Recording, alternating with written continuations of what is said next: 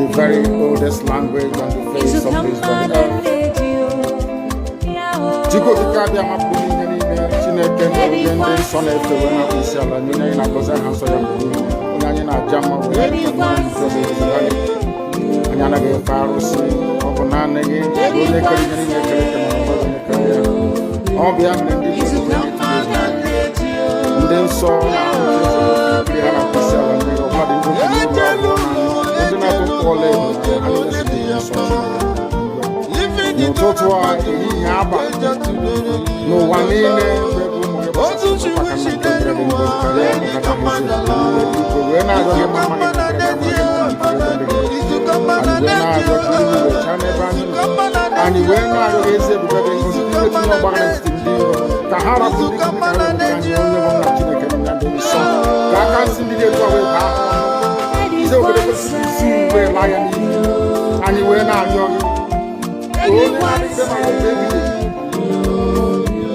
Because you will make a Biafra with your source and the Lomagana and we're not going to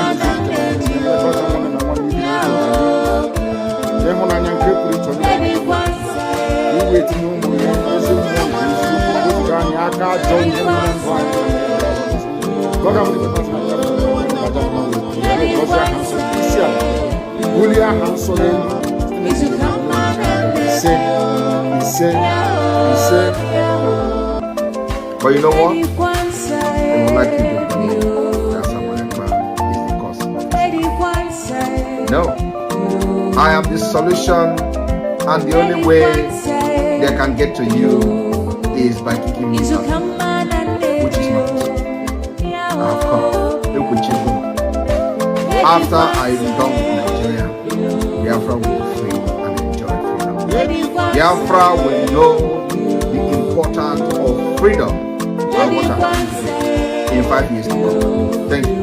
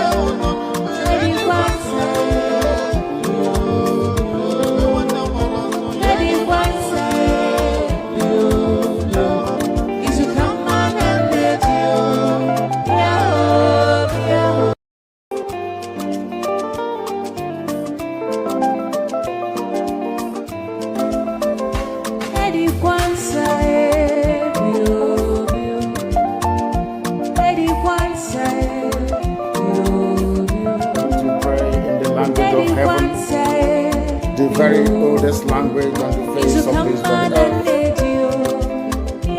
Chiko kikabia mapuni nene chineke no gende sona efewe na isiala nyine na koza hanso ya mbuni onye na jama we na ntobe zali anyana ge farusi obona nege ole kali nyine kele kama obona kale obia mlendi nden so na kiri hala isiala nyine obadi ndo no totwa nyaba no wanene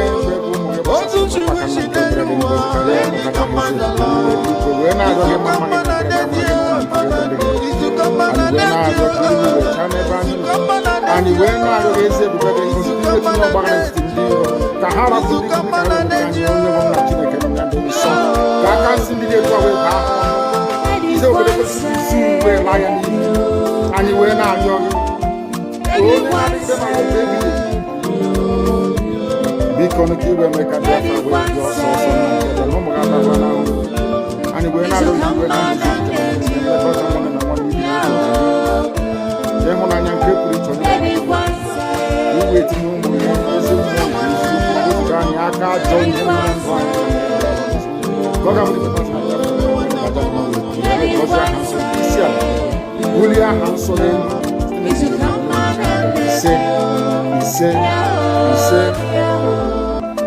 But you know what? They would like you to believe that Samarekpa is the cause of it. No. I am the solution, and the only way they can get to you is by kicking me out, which is not possible. I have come. Look with you. After I am done with Nigeria, Biafra will be free and enjoy freedom. Biafra will know the importance of freedom and what I'm going to do in 5 years to come. Thank you.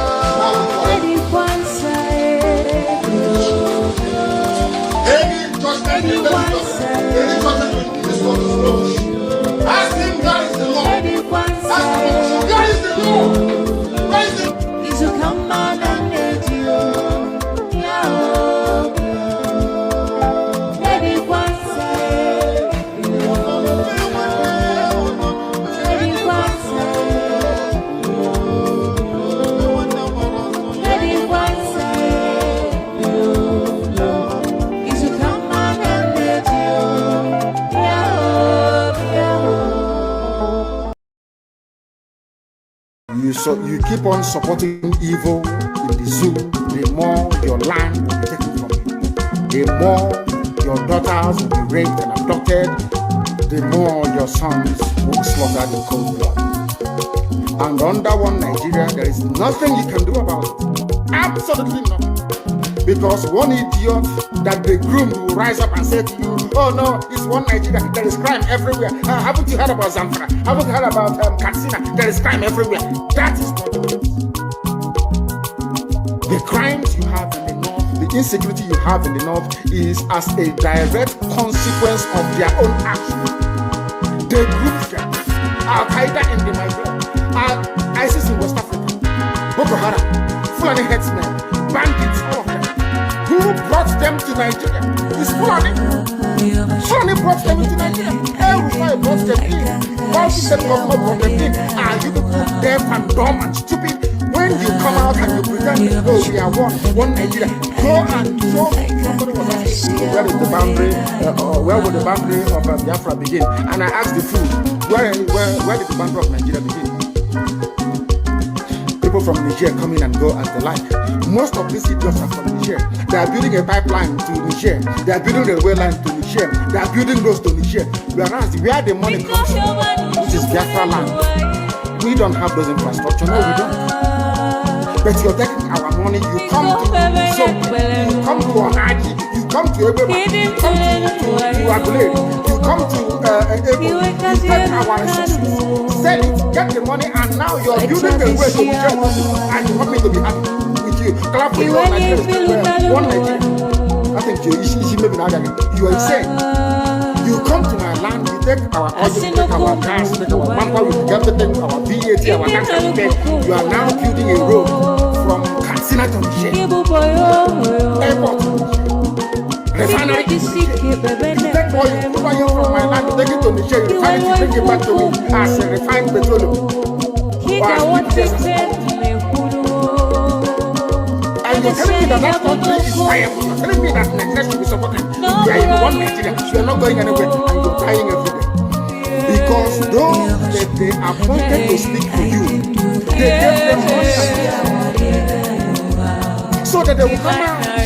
Pages of the newspaper to give the world the giving impression that everything is okay when things are go and see the contradictions in it. Nigeria is not working.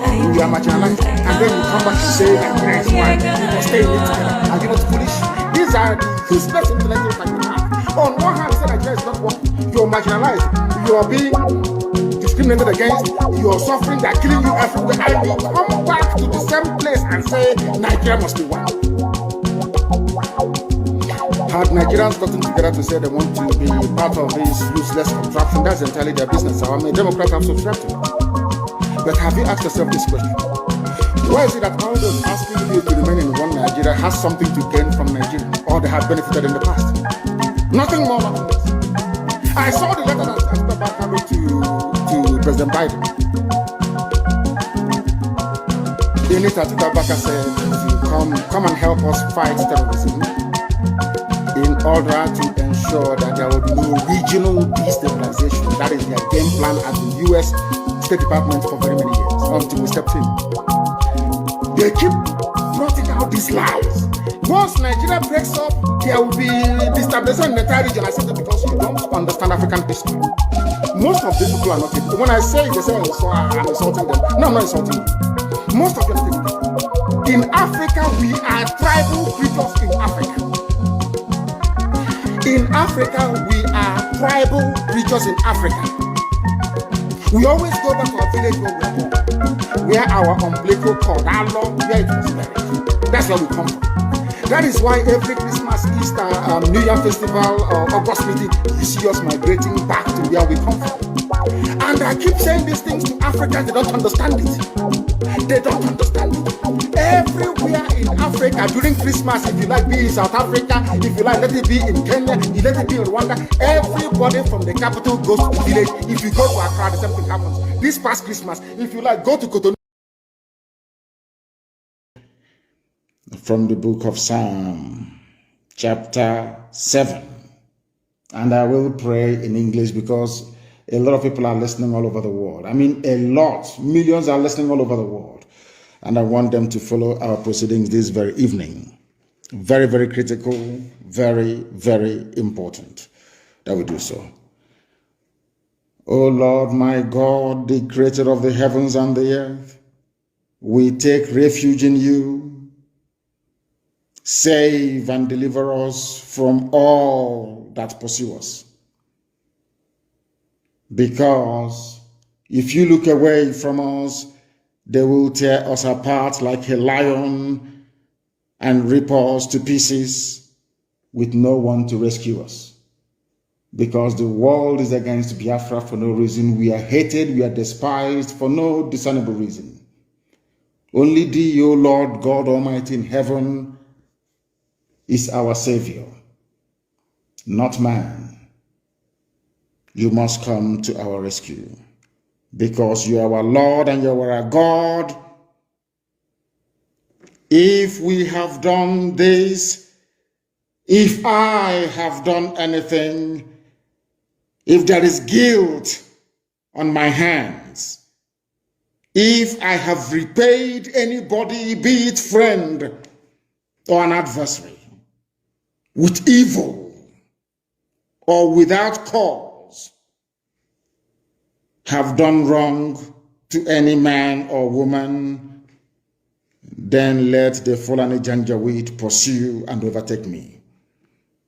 Let them trample down my life to the ground and make me sleep in the dust.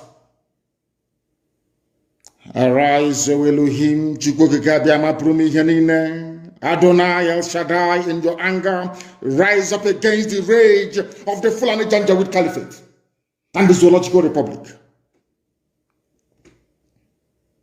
You will rise and you will fight for your children.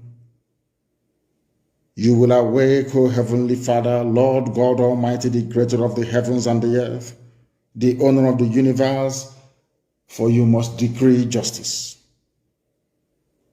Let your children and all men and of goodwill gather around you while you sit on top of your throne in the highest of the heavens, the habitation that only thee can ever occupy. Only you, O Heavenly Father, will judge the people. You will vindicate me, O Lord, you will vindicate IPOB, you will vindicate your children of Biafra, according to our righteousness, according to our integrity. O Most High, bring an end to the violence of the wicked. Bring an end to Fulani Janjaweed violence in our land. Bring an end to their abductions. Bring an end to their kidnappings. Bring an end to their extrajudicial slaughter of the innocent. Bring an end to their forced conversion of Christians into Islam. Bring to an end their mediocrity. Bring to an end their senseless feudal rule. Bring to an end their evil and their deception.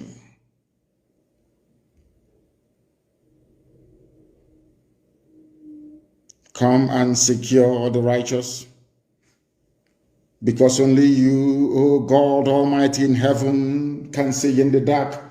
Only you know the hearts of men. You are our shield. We have nobody. Between 67 and 1970, the whole world ganged up and fought against your children. We did not steal anything from anybody. We did not go after anybody's possession nor inheritance. We were on our own in the land that you gave to our ancestors. They conspired, they connived, they colluded to kill us. Over 5 million people. We are dead at the end of it. You are our shield. We do not trust in any man or in any state. We trust only in thee, because you are God and you always save the upright at heart. Anybody whose heart is clean, O Heavenly Father, to those you do not abandon to their enemies. That is why you cannot abandon IPOB. That is why Biafra can never be abandoned. Because your words are yea and amen. You are God, you're not human. Facebook may have been bought over by Nigeria, and we pray that Twitter will not succumb to their threats and their violence. You are God, and you are an upright and a just judge. But you are also a God that displays his wrath every blessed day. If Fulani Janjaweed do not relent in what they are doing, if the Fulani Caliphate continues to pursue this scorched earth policy of abductions and murder and mayhem, then you, O Lord God in heaven, you will sharpen your sword, you will bend and string your bow, you will prepare your deadly weapons, you will make ready your flaming arrows. Whoever is pregnant with evil conceives trouble and gives birth to disillusionment. That is what is happening in the zoo called Nigeria. Nigeria is pregnant with evil because it conceived trouble and it has now given birth to disillusionment. All the holes that the Fulani Janjaweed are digging for us into that pit, they are falling into one after the other. The trouble that they have caused will always rebound on them. Their violence will come down on their own heads. O Heavenly Father, for we shall give thee thanks always, all the days of our lives, because only thee is righteous. We shall sing songs of praise unto your holy name, O Most High. For as long as there is a child on this earth of Biafran descent and heritage, O Heavenly Father, we shall worship your name and your name alone, now and forevermore, we pray. He said, that was our prayer this evening. We are now going to proceed without further hesitation to bring to you the gospel which I have been mandated by heaven to preach to the children of men. Conquering you, Hausa. They said, Hausa Fulani, we are Hausa Fulani. But now they feel they have taken you over. Now they feel that they are at the crust of their conquest of Nigeria. They are now floating a radio station. No longer in Hausa language, but in their native Fulani language, Fufude. What does that tell you? As an average Nigerian, I wonder when, maybe there's something in the cow. You know, they have sex with cows and after that they sell it to us and we eat. Maybe that is when they succeed in hypnotizing us. The interviewer was asking for evidence. Let me now give you the evidence. It was us that translated this very evidence. Now it's all over the place. It's gone viral. Now let us hear from the mouth of the Fulani terrorist that the APC brought into Nigeria. Let us hear from them. Idan ba gwamnati ta daure man wanda yake cikin daji ya ta'addanci ba Allah ubangiji ya tsine ma Allah dauki rayuwa ta a wurin nan. Listen, it's in Hausa. Allah ce saniya aka san shi da ita sai noma. Saniya ba ta haifar bindiga AK-47. AK-47. Bahilla ce bai da makera da zai kera bindiga AK-47. AK-47. Gwamnati ke turowa har muka samu. Mu kuma wallahi dalilin da ya sa billahi lazi shekara na 7 ina makarantar allo. Amma lokacin da na dawo na tsinci kaina a cikin wannan abun wallahi ina mamaki kullum ina tunanin rayuwata. If I'm lying. Saboda mahaifana akalla a kasar dan banga da su. What did this man say? I will translate for you. It's on my Twitter. I don't know if it's on my Facebook page. That is why, because of these things, that is why Facebook is busy blocking, banning, suspending people. What did this man say? I'll take off my glasses to read. This man said, I swear to the Almighty Allah, that is the government, the same APC government that our brother was talking about earlier, that gave us arms. I am saying this for people that believe in one Nigeria. That is why I'm... Who are they? Who created this Nigeria? Who created these people that cannot reason very well? Let me read what this man said. I swear to the Almighty Allah, that is the government, that is APC government, so-called Buhari government, that is giving arms to us. Fulani don't know what gun is. We are only headsmen. Cows don't give birth to guns. I swear to Allah, we are on our own, and the government gave us AK-47. I am not afraid to say the truth. Bishop Coker, are you listening? All of you idiots that believe in one Nigeria, are you listening? You morons, monkeys. All of you who are being deceived by this multicultural, multi-ethnic garbage, can you listen? The government that you are hoping to save you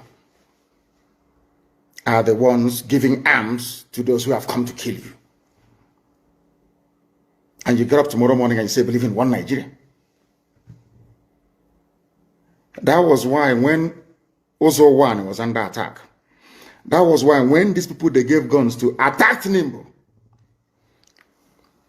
Ifani Ugwani called, the Enugu State governor called Buhari many times. Buhari ignored his calls.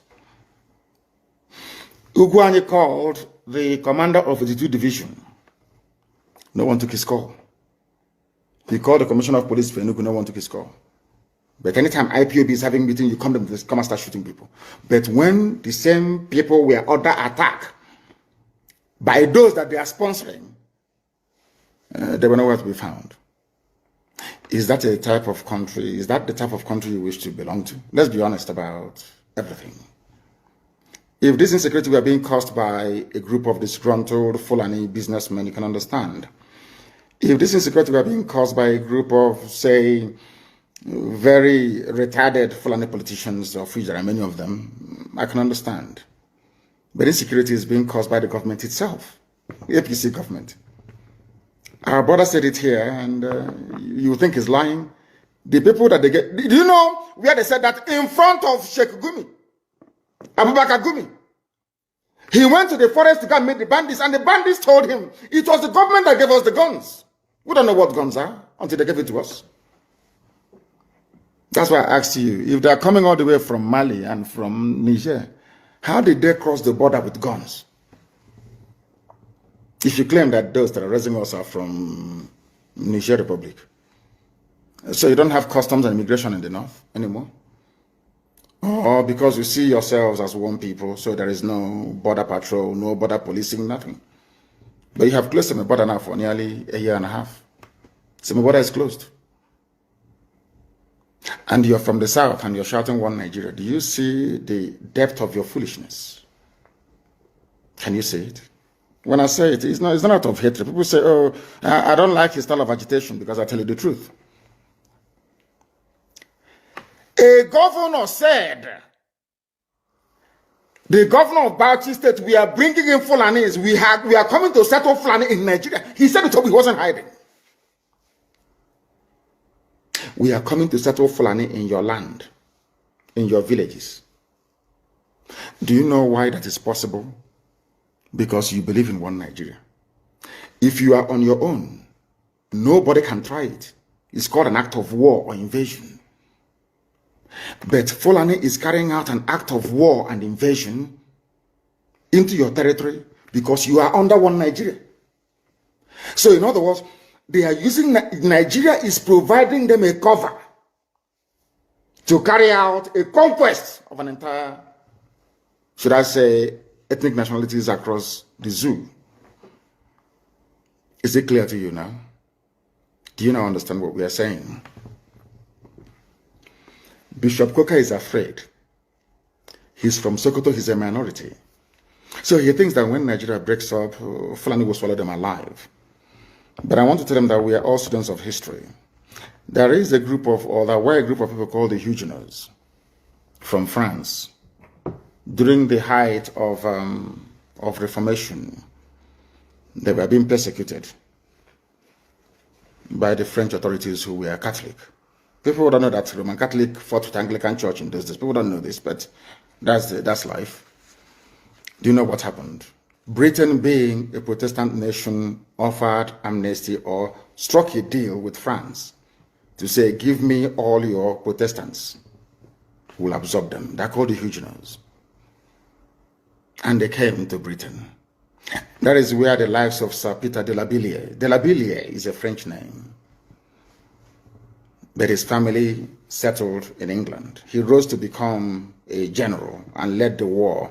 In the Desert Storm, it was him that commanded the British forces in the Desert Storm. His ancestors were French, the Huguenots. So what I'm saying to Bishop Coker and all northern Christian minorities today is this. On my honor and on my life, I swear before God Almighty in heaven that with the coming of Biafra, every Christian northerner will be allowed to settle in Biafra land. So you see, Bishop Coker, you have nothing to be afraid of. You have a place where you can practice your faith without looking over your shoulder all the time, thinking who's coming to kill me. You will come to Biafra land and you will live there. A very peaceful, fulfilled life in Biafra land. The same thing that the English did for the French Protestants, they're called the Huguenots. The same thing we are going to do for you. If you feel that you're threatened in the Sharia core north, and because of that, you think that having the East and the West in one Nigeria will save you as some kind of insurance against elimination by the crazy, mad Fulani Janjaweed, you will come to Biafra land. We will give you asylum. You will stay there. Your generations will live and thrive. We are accommodating people. We welcome visitors. Then you will see what Biafra is like in real life, not the miserable existence you have in Sokoto. You want to stay in a country where people are threatening your life because you spoke. You said your mind and they're threatening you. What I'm offering you is what happened in England, though. The same England telling you to talk about one Nigeria. There was a time that the lives of French Protestants were under threat in France. England said, give them to us, we'll take them. They were all sent to England. They are called the Huguenots. We offer you the same asylum today to Bishop Coker and to all endangered northern Christians. You can all come to Biafra. We will accommodate you gladly. Gladly. I'm saying this live on air. So if I renege on this, you know, they said the internet never lies. They can go back and dig up this very video and say, you said this on the 8th of March, 2021. So you can come to us. This is the reason why everywhere the Janjaweed are dealing with us. They always come to your village and appoint one person as somebody. You know, one thing about you people is this. You always think that tomorrow is going to be better. But in Nigeria, tomorrow never, ever gets better. Instead, it gets worse. And we are offering you a way out. A prosecutor have the right to, drop charges against a suspect. So, in other words, we do not even actually need, of course, this is the Office of Attorney General and so, but a prosecutor have the right to drop charges against suspect if they find out along the line that the indictment or the evidences leading to the indictment has no substance or has no merit. It happens. For those of you who if you're a lawyer and you have been going, you know what I'm saying. So it happens. Once you go to court and, the defense, and you find out that along the line, there is some kind of evidence that the person, you don't have enough evidence to prove your case. As a smart prosecutor, what you just do is you withdraw the case, drop the charges. And that's it. The person will just stand up and walk out of the court. That is exactly the case of Nnamdi Kanu. So the prosecutor in this case, whether he is Attorney General or whether whoever, the prosecutor also have the right to say that this case has no merit. But do you know why they cannot do it? They can't do it because Nigeria is a hellfire. If any prosecutor rise up tomorrow from the court and say they are dropping these charges because there is not enough evidence against Nnamdi Kanu, they are going to kill him the next night. Or they will say that he has collected money. Because everything is money in Nigeria. Money, money, money. Like as I'm talking now, they say Simon Ekpa have collected money. I don't know how many people I'm going to pay. They say if you see where they say they are paying people money, they are paying people millions everywhere. I don't know what rationale is behind somebody paying money. Paying money to do what? Paying money to, what are you going to pay money for somebody to do in the struggle for Biafra? If you sabotage Biafra's struggle, what are you going to gain? What exactly will somebody who come to say, I have come to this struggle to sabotage it and destroy IPOB and destroy the movement? What exactly is the person trying to gain? I really don't. Somebody say it's a poverty mentality. Thank you very much. Let me bring your own comments. Not only all this buffoon will be bringing to the screen. Africa Confidential. It's a poverty mentality. I agree with you. I agree with you 100%. It's really a poverty mentality because I don't understand it. I can't comprehend it. Why would somebody come to Biafra struggle, join Biafra struggle, and his target is to destroy it? And you are a Biafra.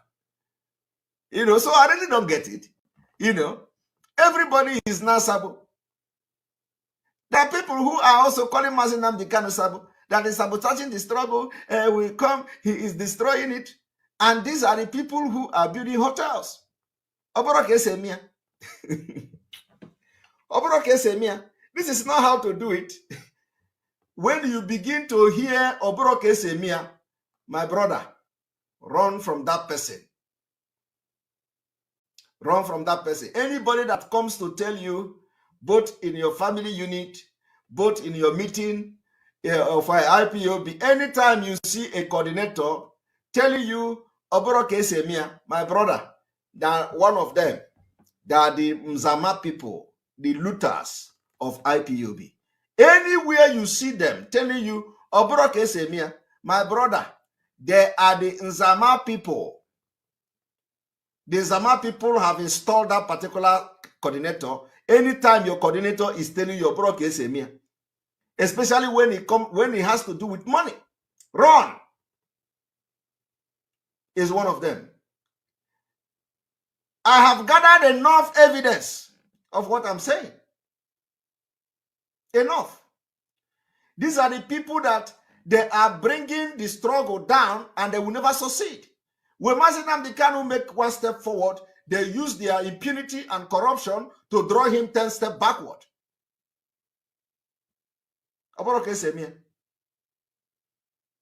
If you tell them to do account, I say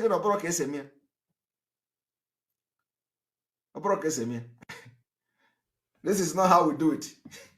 Bring account, do account of what is going on. Now your unit, that is not how we do it.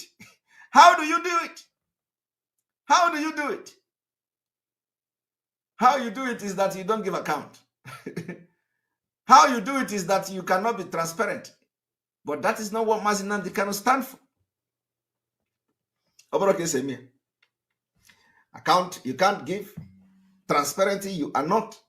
You don't allow anybody to come close to you because you think everybody is coming to poke nose into the money you are looting. And one thing is that if you believe, like I said before, like I said earlier, if you believe that Biafra is a spirit, my brother, the spirit of Biafra is in total control of this struggle until our leader is out. Spirit of Biafra. Do you know how you are going to know that the spirit of Biafra has taken control? Let me tell you. If any day the DOS come to give order that is good, it is the spirit of Biafra. Autopilot. Biafra people will adhere to it 100%. Any day they come again and remove that order that is against the struggle and the people know it, they go against it. It is autopilot. The spirit of Biafra is in control. That is why you are going to be seeing sit at home every Monday, whether they arrest everybody in Biafra land or not. Because the spirit of Biafra, which you believe that the Biafra is a spirit, is already taking control of this struggle. And let me tell you, going forward, the Monday sit at home will see another big compliance.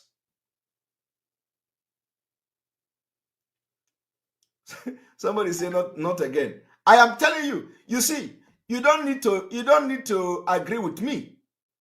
You don't need to agree with me. But what I'm saying is a fact. And it will continue to happen right in front of your own eyes.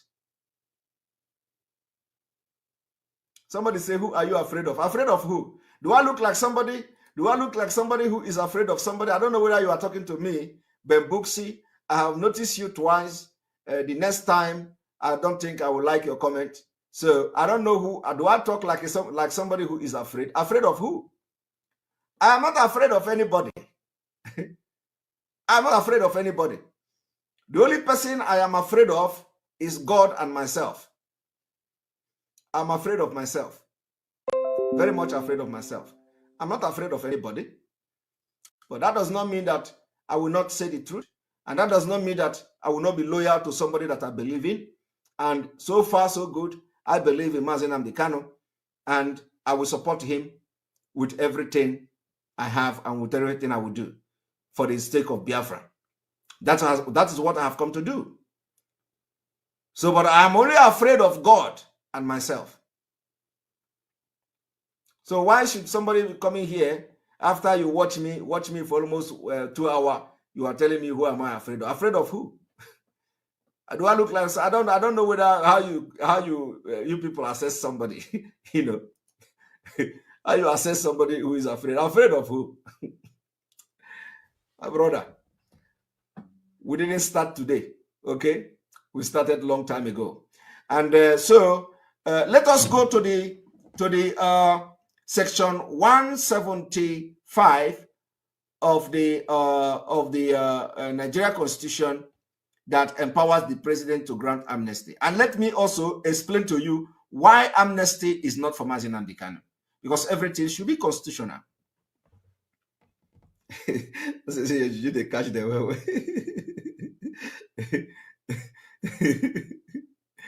All right, let us go to the section 175 of the Nigeria Constitution 1999 or something. Okay, we did not even finish the section 174. The power conferred upon the Attorney General of the Federation under subsection 1 of this section may be exercised by him in person or through officers of his department. So he don't necessarily need to be the one.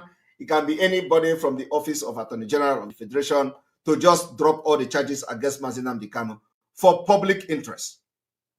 In exercising his power under this section, the Attorney General of the Federation shall have regard to the public interest. You see, and under this is, of course, it has to do with the public interest, the interest of justice and need to prevent abuse of legal process. Now, this is the president, 175.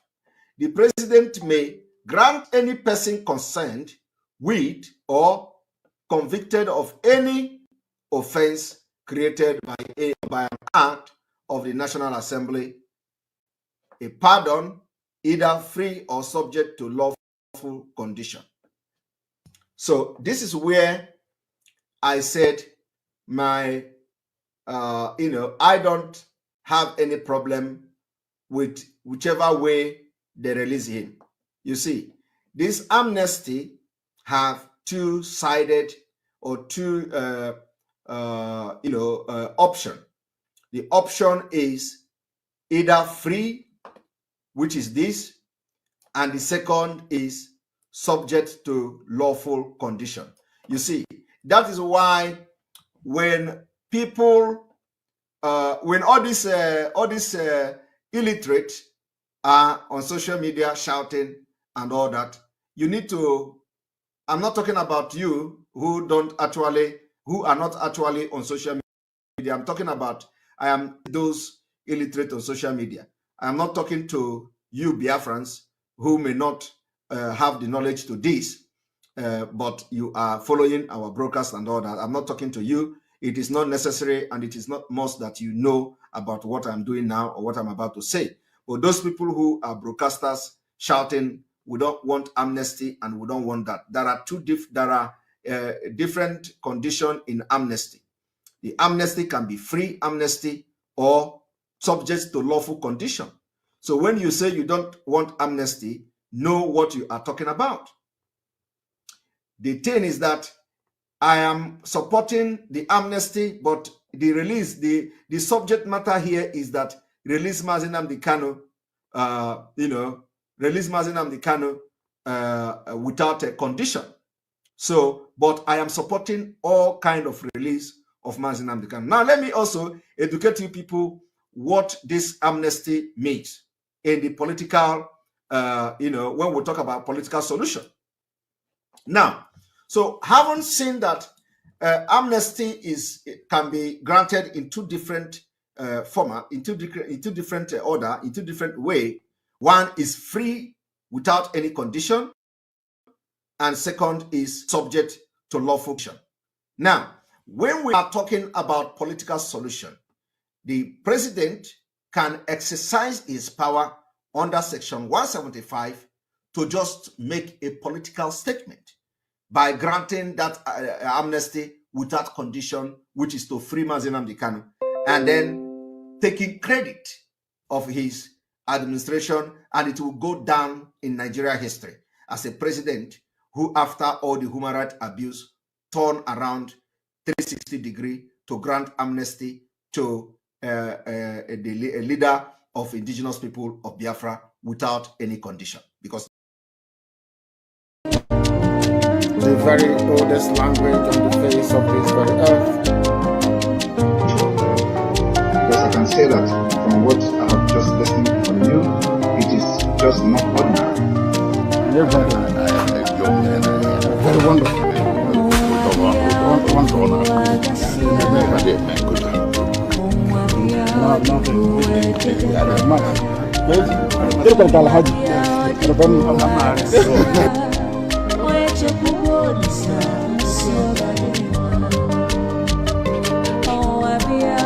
When my lawyers came to see me, I had a discussion with them about how I'm going to defend myself. I told them that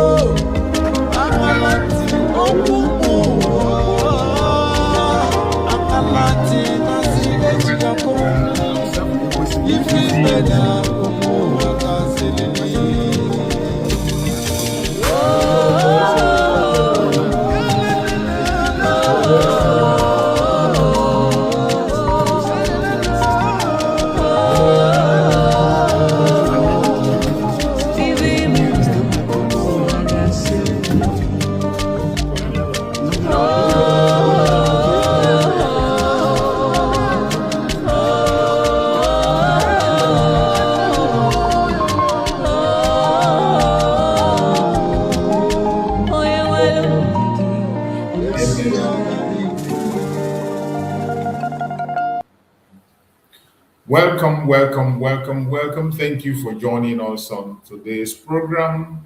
I welcome every one of you that has connected wherever you are connecting from, wherever you are joining the program from, whether you are joining us from Biafra land, from Nigeria, Africa, Asia, Europe, America, Australia, Canada, New Zealand. You are joining us from Russia, from China. You are joining us from Israel, from Iran. I welcome you and I thank you for being part of this program. Please, as you connect to the program, don't watch alone. Like and share the program to other platforms. Share to family and friends. Share to those who are close to you. Make sure you invite someone to join this program. It is very, very important. We have a very important message to share to the whole world. And it is our duty to continue to send this message out every single day. No matter the obstacles, no matter the hindrances, no matter how busy we are, no matter the challenges, we must continue to send this message out because there is no other way except this way that we're following. We don't have any option. We don't have any option. There is no going back. Just like Nnamdi Kanu said long time ago that we have crossed the Rubicon. If he has said that long ago, how do you think that somebody can imagine going back now? It is not possible. It is forward ever and backward never. So I welcome every one of you that have joined us. And as you join, in case you are coming across our video for the very first time or you're joining us for the very first time, I want you to know that this platform where you are watching this program, we do not instigate violence. We don't preach hate. We do not come here to attack people or individuals. We don't come here to engage in saga. What we do in this platform is to present Biafra as the only remedy to the failed state Nigeria. What we do in this platform is to promote humanity, to support freedom, regardless your ethnic group, regardless your location, regardless your race or your belief or your ideology, as long as you are genuinely seeking for freedom, we are on the same page and we will support you and you are welcome on this platform. The only thing that qualifies you to join us on stage is for you to be a human being with conscience. As long as you're human, your religion does not matter to us, your location does not matter to us, your ideology does not matter to us, your group does not matter to us. What matters to us is your humanity, sincerity, ability to speak the truth at all times, even when everybody is against you. In this platform, you are entitled to your own opinion. We are not here to force you into believing what we are saying. Neither are we here to mold you into something you don't want to be. The only thing we do here is to broaden argument and discussion, give you that opportunity to express yourself and think ahead of time. Also consider other people's ideas. Then at the end of the day, you make your choice on what to believe or what to do. That is what we do in this platform. For every single decision you make, you will be held responsible for that. So I appreciate everyone that has connected from right, left, and center, wherever you are connecting from. I welcome you. And as you join, I know that they are kicking people out from our platform. Sometimes they should have shadow ban people. They take you out. If they take you out, find your way in. And any day you are in the program or you didn't see our notification, find your way back. Touch your notification again and again and again. Refresh it so that you'll be getting notification. When you don't get notification, we come here daily, every day, the same time. Come on, you're going to join us and follow us to spread this gospel. It is a responsibility that we cannot relinquish to anybody. We will continue to do what we have to do until our freedom is sealed and signed. So I welcome every one of you that is watching, wherever you are watching us from. And this morning, we have come once again and we are going to discuss on a topic which says, the faulty foundation, Nigeria, Biafra, and the world silence. The faulty foundation, Nigeria, Biafra, and the world's silence. This is the topic we are going to discuss today. We will try as much as possible, as we do every day, to give insight on what we have discovered, and what we have seen, and what we have investigated. And you that is out there watching us, joining, you can equally come in with your superior argument. You can come in with your superior contribution. You can come in to either agree with us or to disagree, to ask questions when it's time. Whether you are watching on TikTok or you're watching us on Facebook or you're watching on YouTube, you are entitled to ask your question when it is time. All you need to do is to send in your request. Once I set my eyes on your request, I will bring you in to ask your question. So I appreciate every one of you that have joined, and we are going to go straight to the point and deal with this very topic as we have been doing always. My people, wherever you are watching us this morning across globe, according to your own time zone, some people it will be their night, some their evening, and some their morning. We are not in this platform for entertainment. That is not why this platform is created. It is not for entertainment. And I know you are not coming to this platform every day to join me on stage for entertainment. No. We are here for truth. And sometimes truth is uncomfortable. You can agree with me that sometimes truth is uncomfortable. But that is not going to make us to stop telling the truth or twist the truth. We will not. More especially at this time where everybody have their own truth. At every given point that you see people coming online to say, oh, I will speak the truth. Everybody have their own version of truth. But truth can only be one. And you can only see it with patience. Just be patient. You don't need to fight anybody. You don't need to attack anybody. You don't need to blackmail or push any propaganda. Just be patient. The truth will stand out. You can't argue it. Before Nigeria became a country, before independence, before constitution and anthems, there was a decision made in Europe. It is important we take you back to the origin for you to understand certain things. Also, for people of the world, now that the whole world has attention on Nigeria, some do not know why it is necessary that we go back to whom we are. Some will be wondering, why is it that the Biafran people are asking for separation? Why is it that they want their own nation? That is why we try as much as possible to break things down so that people can use their common sense to understand the actual problem, that it is foundational. It is not something you just wake up and begin to handle. So, before Nigeria became a country, before independence, before constitutions and anthems, there was a decision made in Europe. In 1914, under the authority of Frederick Lugard, the northern and southern protectorate were merged together. This was a decision made in Europe in 1914 under the authority of Frederick Lugard. The northern and the southern protectorate were merged together. There was no referendum. There was no consultation. No consent of the indigenous nations. It was entirely the decision of Europeans, led by Frederick Lugard, the decision of the British in Europe. No referendum, no consultation, no consent of the indigenous people. This was how Nigeria was created. Just a signature. A signature that forced hundreds of ethnic nationalities into one artificial political structure. A signature was what brought to life Nigeria. There was no referendum. There was no consultation. There was no consent of the indigenous people. Not at all.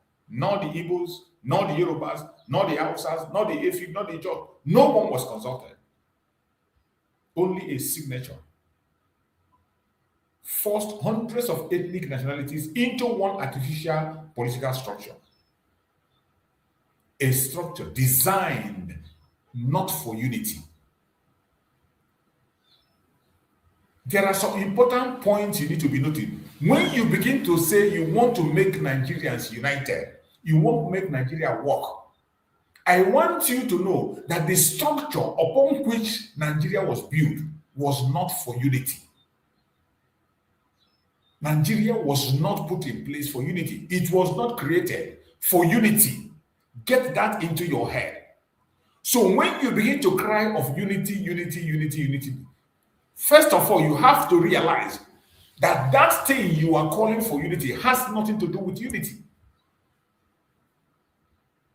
In the foundation, there is nothing like unity. And if you want unity to come in, that foundation must be destroyed. You must lay a new foundation. It is a must. You can continue to postpone it until thy kingdom come. You can never find unity in Nigeria. A structure designed not for unity, but for administrative convenience and economic extraction. And today, over a century later, we are still living inside that decision that was made in Europe. Today, Nigerian indigenous people are still living under that decision that was not made in unity, that was made with only a signature, without referendum, no consultation. No indigenous people were part of it. Up till today, over a century, we are still living inside that same decision that was made. What a shame. Some people can still take life to protect that decision that they were not part of. Some people are hated because they say no to a decision that they were not part of. Some people are given life sentence, jailed, and even killed simply because They refused a decision that they were not part of, they didn't sign up for. Let us ask the hard question. The hard question that so many refuse to ask. Was Nigeria built to succeed? I want everyone that is watching, wherever you are watching this program from, in any platform, the question is for you. Type on the comment section, was Nigeria built to succeed or built to serve British imperial interests? It's a question for every single one of us. Those who are watching now and those who are going to watch later. Type on the comment section, give your answer. Was Nigeria built to succeed or built to serve British imperial interests? Colonial power did not draw African borders based on culture, language, or shared vision. They didn't focus on all these issues while they were drawing the boundary. That is why you will see a Yoruba man in Benin Republic. You see an Igbo man in Guinea. You see an Igbo man in Cameroon. You see an Hausa man in one place or the other. Colonial powers did not draw African borders based on culture, language, or shared vision. They drew them based on trade routes, taxation efficiency, and control. Every single boundary you see in Africa, nations you see in Africa, were created based on trade routes, taxation, efficiency, and control. Taxation, efficiency, and control.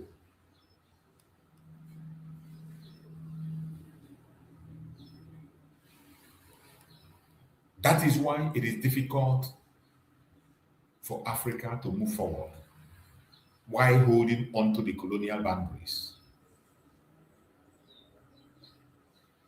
Different civilizations, different political systems, different worldviews forced into one house.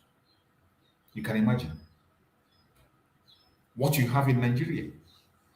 Different civilization, the South, the West, the East, the Middle Belt.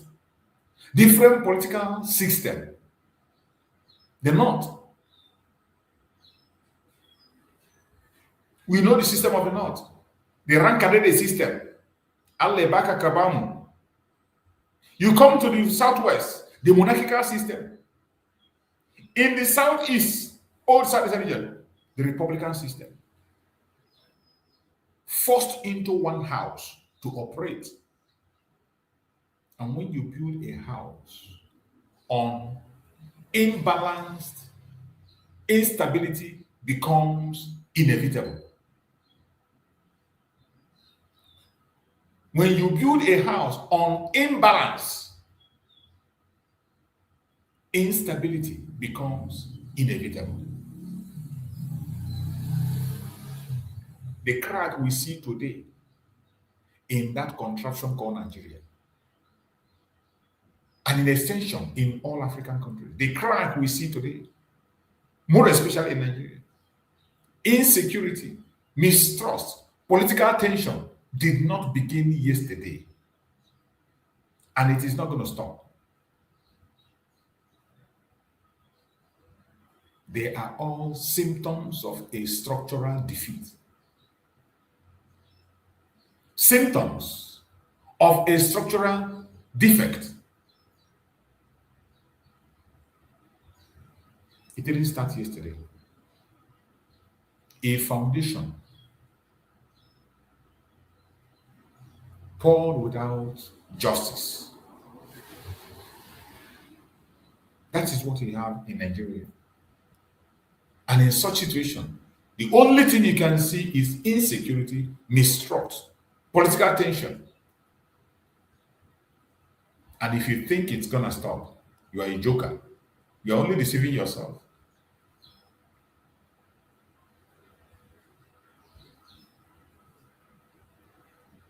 The evil that is destroying everything in the zoo today was created intentionally by the British.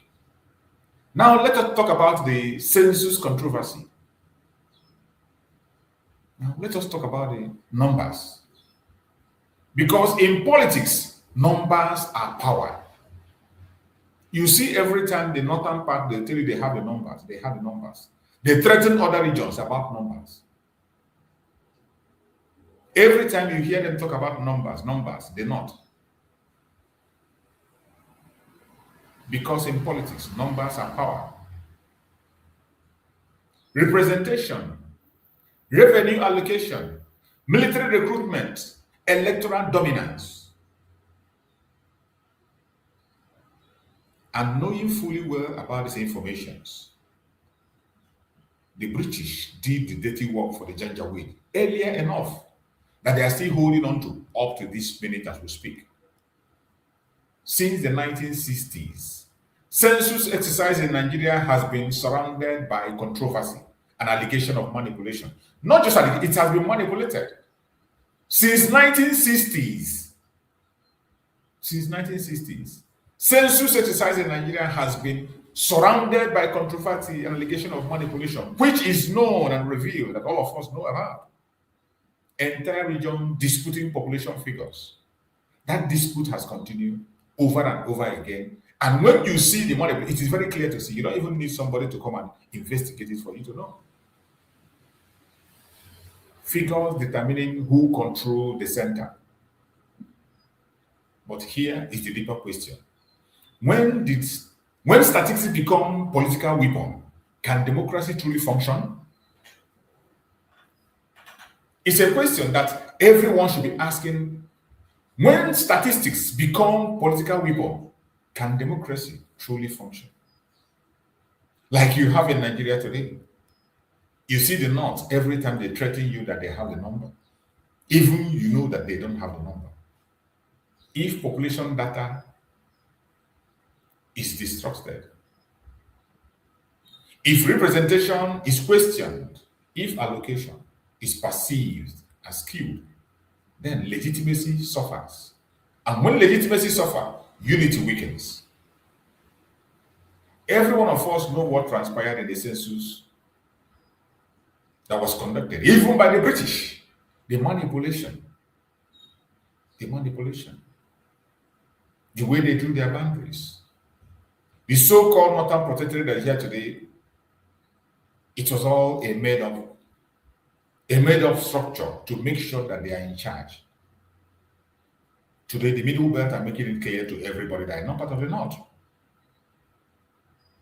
And when you remove the Middle Belt from the North, tell me, where is the number? Where is the number? The original census that we all know that was done, every one of us know that the Igbos are the most populated tribe in Nigeria. The Igbos, up till this minute, they are the most populated tribe in Nigeria. But they have continued to manipulate, follow the foundation led by the British, tell lies, manipulate, degrade. They even went to war and tried to exterminate us completely, and they never succeeded. But I tell you, when legitimacy suffers, unity weakens. And that is the situation of the Zoological Republic today. Because you can never find unity in such place where there are fraud, right, left, and center. Between 1967 and 1970, the world witnessed the Nigerian Civil War.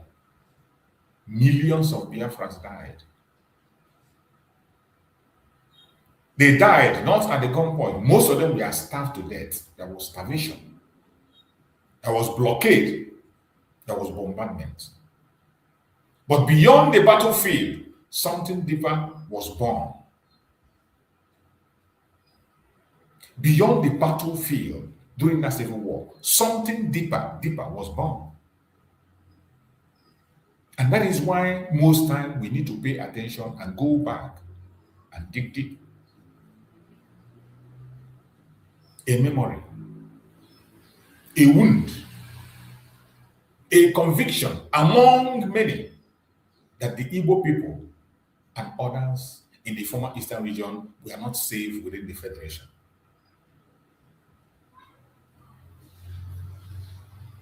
After the Civil War, it was very, very clear.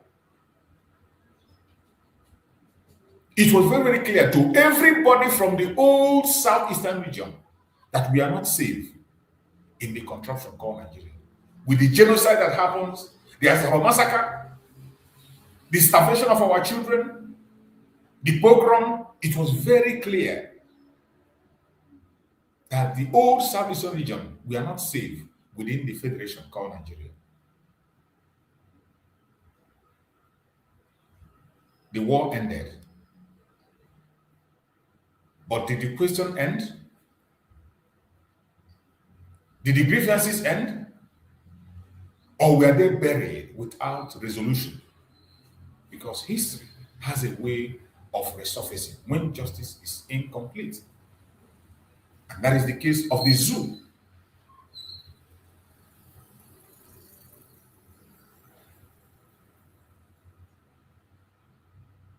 Did the question end? Did the grievances end after the Civil War? Or were they buried without resolution? Of course, they were buried without resolution. And today, history has resurfaced again. Because history has a way of resurfacing when justice is incomplete. Like you have in the case of Biafra and the Civil War. Now let us widen the lens. Why has the Biafran question remained unresolved for decades? Why has the Biafran question remained unresolved for decades? Why does the conversation about self-determination trigger international discomfort? Anytime we talk about self-determination, the entire world becomes uncomfortable. Up to the extent that when Biafra is mentioned in the United Nations, everybody got shaken. Up to this minute, wherever the issue of Biafra is presented, people feel uncomfortable. Why has the Biafran question remained unresolved for decades? Why does the conversation about self-determination trigger international discomfort? This is a question that we, the Biafrans, are asking, and we are seeking for answers. And the international community should be bold to give us an answer. Self-determination is not a crime. It is a principle enshrined in international law. Across the world, new nations have emerged through referendum and negotiated settlement. So why is this conversation treated differently here? Why is the conversation of Biafra treated differently after more than 50 years? Why is the conversation of Biafra treated differently? Is it geopolitics? Is it oil interest?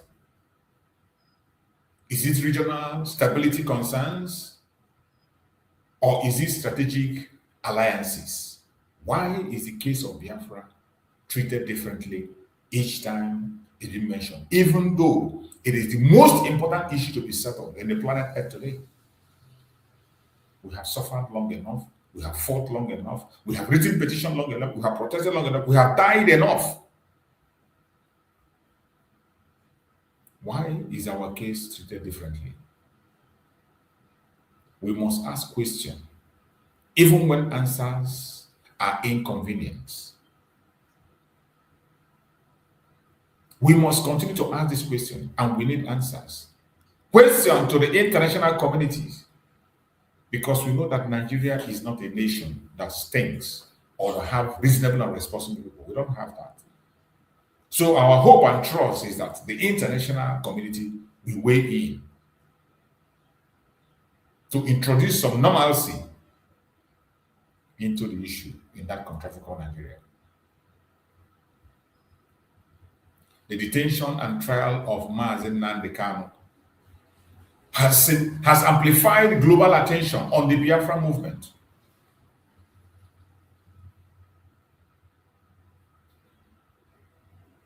To all members of IPOB, all the Biafran people, Nnamdi Kanu represent resistance and voice. To all those that support Nnamdi Kanu, that support humanity, that cares about human existence, Nnamdi Kanu represent resistance and voice. To the critics who want us gone and dead, he represents provocation. But beyond personalities, the bigger issue remains. Why does the demand of referendum create fear? Why does the demand for a referendum create fear each time we make that demand? A legitimate demand, a democratic demand to find a peaceful resolution, peaceful solution to the problem. Why does the demand of referendum create fear? If unity is strong, why fear the demand for a referendum?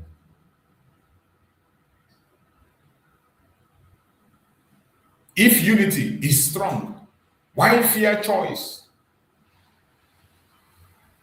If a nation is truly voluntary, why resist consultation? Because the same people will tell us that a nation has to be created voluntarily, that a nation has to be created among people that have the same value system. Nation must be created through consultation. If that is true, that a nation is truly voluntary, why resist consultation? The call for self-determination should be answered with dialogue, not suppression. Because ideas can be arrested. Ideas can't be arrested, can never be arrested, cannot be arrested. It doesn't matter how long you hold Nnamdi Kanu and Mazi Simon Ekpa. You cannot stop the quest for Biafra. You are only fueling it. The more you continue to hold them down, the more you are calling Biafrans to act more. You can hold Nnamdi Kanu for 1,000 years. The Biafra agitation will never die. Hold Mazi Simon Ekpa for 1,000 years. Biafra agitation will never die. Even when we are all gone, our children will continue from where we stopped.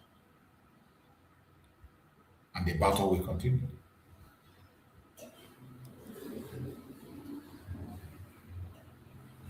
It is important at this point in time that Nigeria has been designated as a country of particular concern.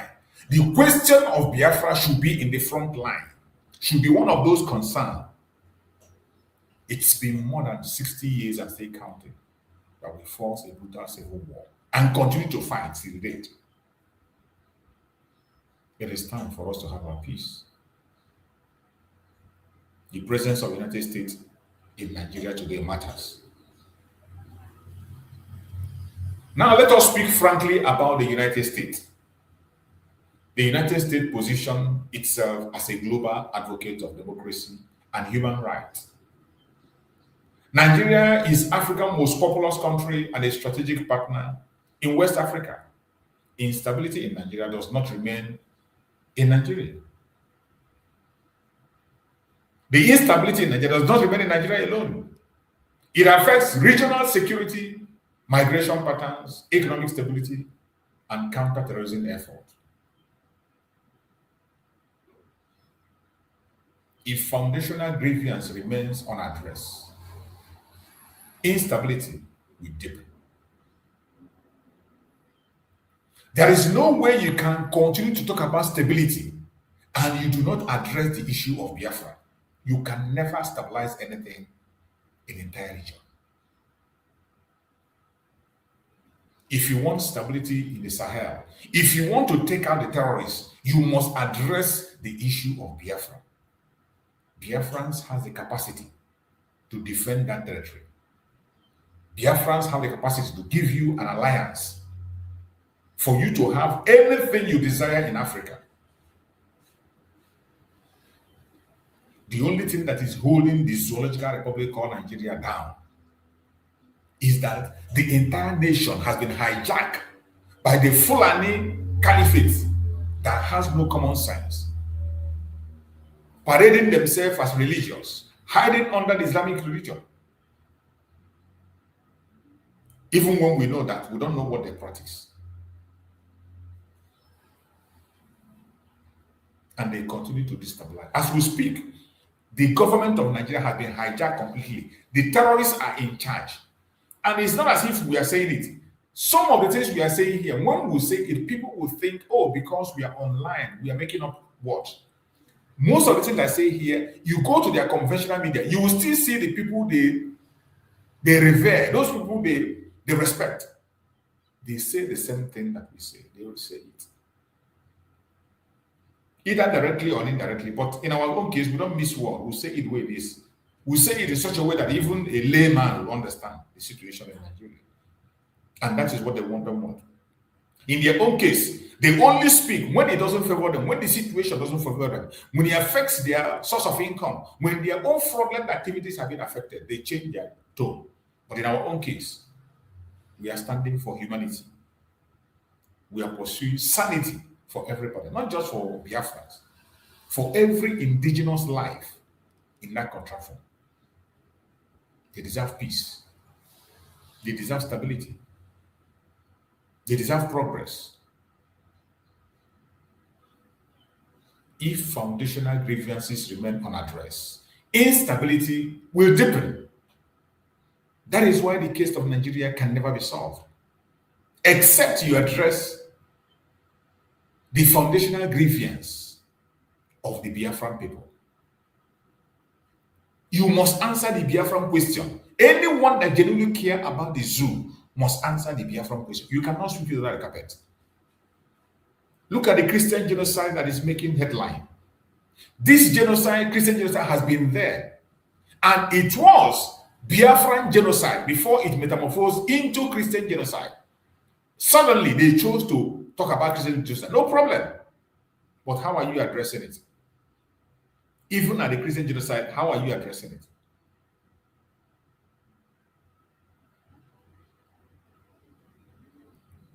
If foundational grievances remain unaddressed, instability will deepen.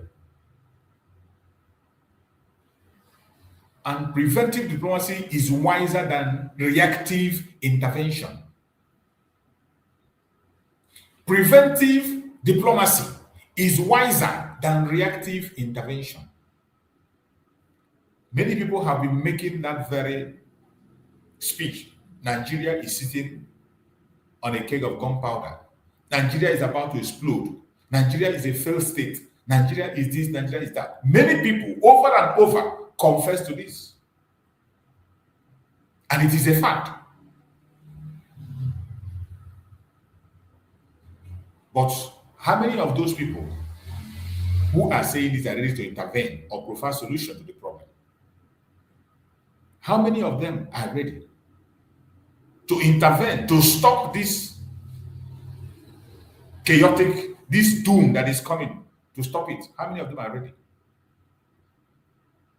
Preventive diplomacy is wiser than reactive intervention. I don't know how many people the world is waiting for to die before they will act. The United States have made a move. I don't know how many more people the United States want to die before they can take the once and for all action to save humanity in Nigeria. The recognition of Biafra, creation of country along value system. I don't know what they're waiting for. This call is not for chaos. The call we are making today for the United States to intervene is not for chaos. The call is for mediation, for oversight, for encouragement of lawful and peaceful dialogue, because ignoring pressure does not reduce it, it intensifies it. It is very important the whole world pay attention, because people are very good in blackmailing our words, trying to misinterpret our information, trying to tag us either bigotry or try to tag us as people who are creating chaos, instigating violence. That is why I have to say it and again and again. We are not here to create any chaos. The call we are making today is not for chaos. When we support the United States action, when the Biafrans say the United States should go ahead and do what they have to do, and do it now. When you see the Biafrans celebrating the President of the United States in Nigeria, it is not for chaos. The call is for mediation, for oversight, for encouragement of lawful and peaceful dialogue. That is why the Biafrans support the President of the United States 100%.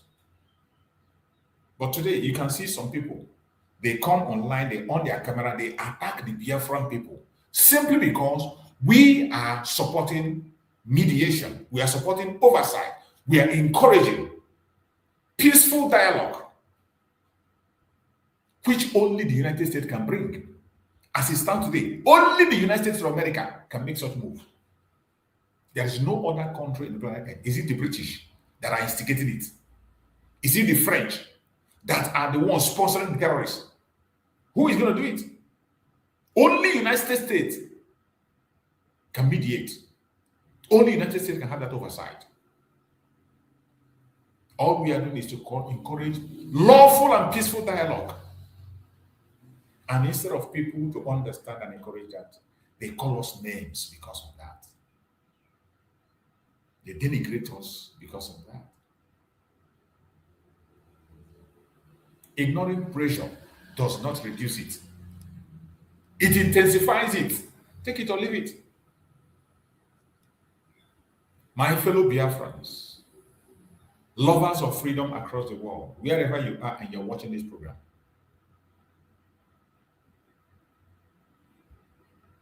what is happening in the Zoological Republic is bigger than tribe, bigger than politics, bigger than personalities. This is about whether a people can question the structure they live under without being labeled enemies.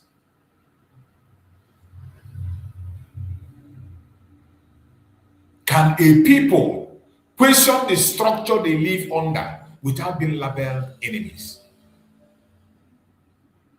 What Nnamdi Kanu did was to question the evil structure put in place by the British and forced us to live under it. This is why Nnamdi Kanu is serving life sentence.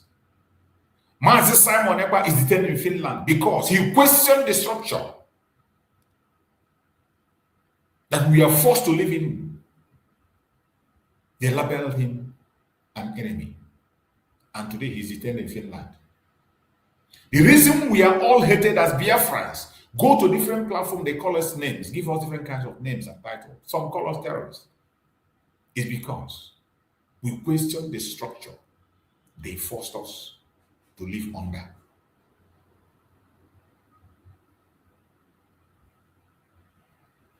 This is what it's all about.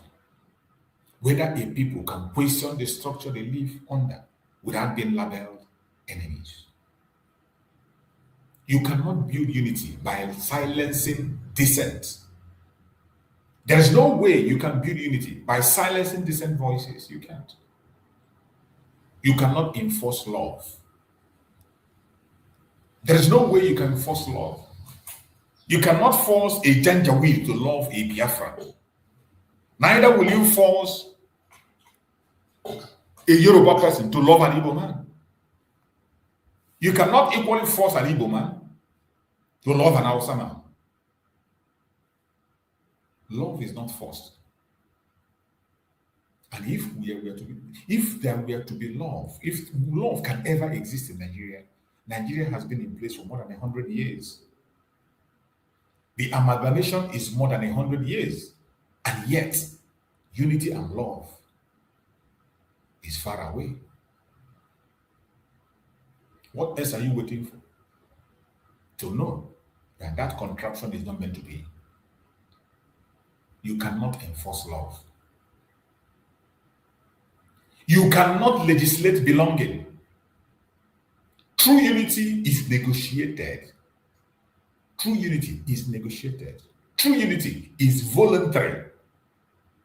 People have to volunteer to be at peace with you.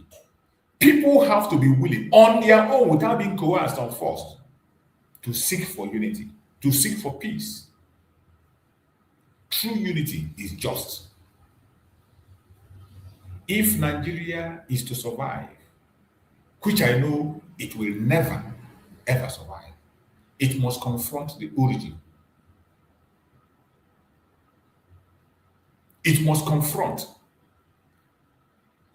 the original story, honestly.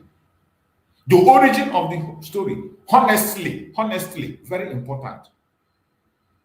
But you know, honesty is the last thing you can find in Nigeria. Truth is one of the things that has eluded Nigeria completely. More especially their political set.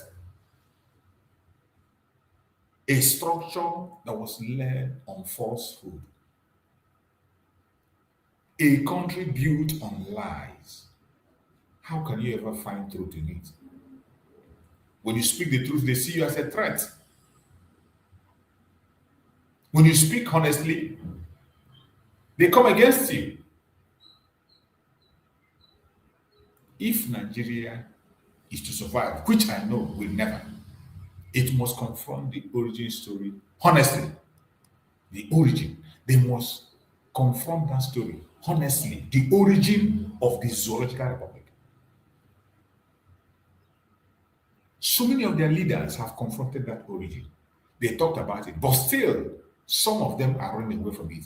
I played a video yesterday where a former president was speaking, and I'm still going to play it again because this is about the foundational fault, foundational problem. I will still play that video again so that people can digest what I'm saying. The foundation is faulty. And when the foundation is faulty, there is nothing you can put on it that can stand. What a sensible person should do, any architect that buys a house and found out that the foundation of that house is faulty, you don't go and repair, amend, or refurbish. No, you destroy the house and lay a new foundation. Any qualified architect that buys a house that has a faulty foundation will never tell you to renovate. We never advise you. What he will tell you to destroy the house and lay a new foundation for a better structure. I want us to hear this again. Leaders, and I feel that probably this will help us to have a conversation on the Nigerian unity. I just brought forth, not to bore you. First, and I quote, not my statement, Nigeria is not a nation. It's a mere geographical expression. There are no Nigerians in the same sense as there are English, Welsh, or French. The word Nigerian is merely a distinctive appellation to distinguish those who live within the boundaries of Nigeria from those who do not. This is accredited to Chief Obafemi Awolowo, the former Prime Minister of the Western region. The second one, and I quote, it is true that we politicians always delight in talking loosely about the unity of Nigeria. 60 years ago, there was no country called Nigeria. What is now Nigeria consisted of several large and small communities, all of which were different in their outlooks and beliefs. The advent of the British and that of Western education has not materially altered the situation. and the many and varied communities have not knit themselves into a composite unit. This is accredited to Sir Amadou Bello, former Premier of Northern Region. They thought, and I quote, "Since 1914, the British government has been trying to make Nigeria into one country. But the Nigerian people themselves are historically different in their backgrounds, in their religious beliefs and customs, and do not show themselves any sign of willingness to unite. The Nigerian unity is only a British intention for the country." You heard him. That no matter the effort the British are putting to force you to be together, that the Nigerian people themselves, all the ethnic group, have never shown a sign of uniting together. You cannot force unity on anybody. You cannot force unity on anybody. That is why you see the decay that is happening in this zoological republic today. That is why you see what is going on in Nigeria today. The decay that is happening in the zoo, that is why it is so. Because the people know that they are not one. And they are not pretending about it. The Fulani man is not pretending to say that he can be able to coexist with an Igbo man. The Yoruba man is not pretending to say he cannot coexist with an Igbo man. Likewise, the Igbo man is not pretending.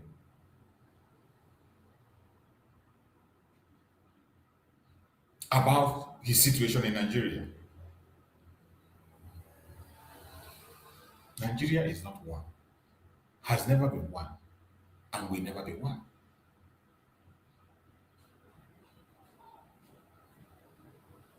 If self-determination is to be discussed, it must be discussed peacefully, legally, and transparently. Why are they not discussing it?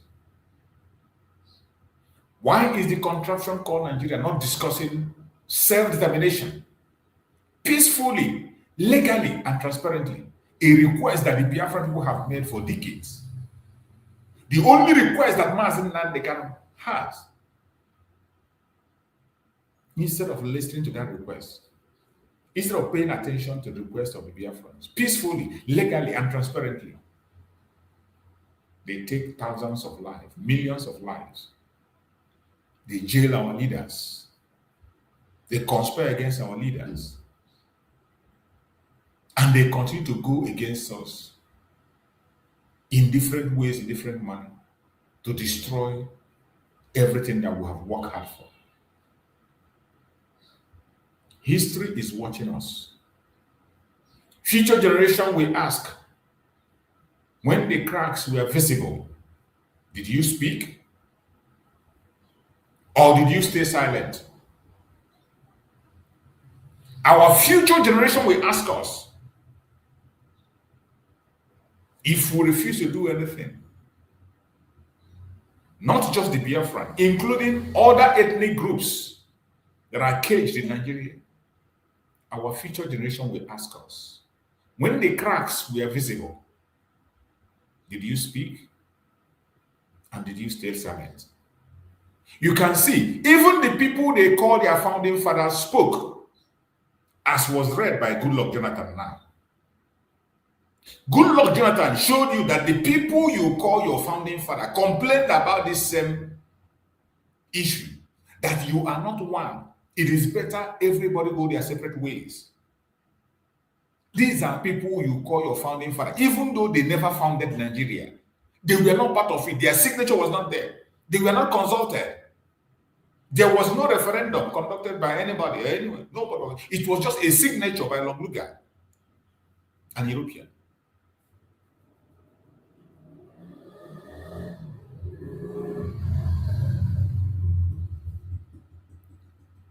We must channel our passion into strategy. More especially, my fellow Biafrans, We must channel our passion into strategy,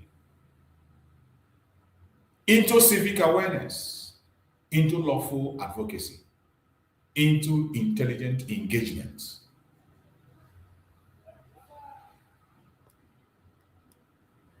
We must educate ourselves. We must continue to organize peacefully, just like the Biafrans are already doing. We must continue to organize ourselves peacefully. We must continue to engage international institutions respectfully. And we must continue to demand transparency lawfully the way we are demanding. We must continue. Don't ever give up, no matter how difficult it is. Sometimes you will see it will be as if all hope is lost. Don't give up. They are listening. They are listening. If anybody have told you that the United States will take the action that they're taking now, you wouldn't believe it. The appointed time has come, and I bet you the hand of Chukwu Kabiama is upon the zoo, and something must give way. Something must give way.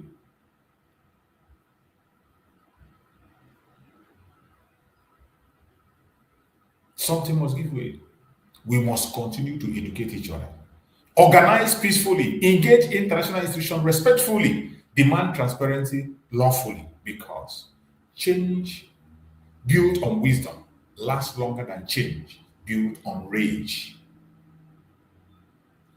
Changes built on wisdom last longer than change built on rage. That is why we must organize peacefully. We must engage international institutions respectfully and demand transparency lawfully.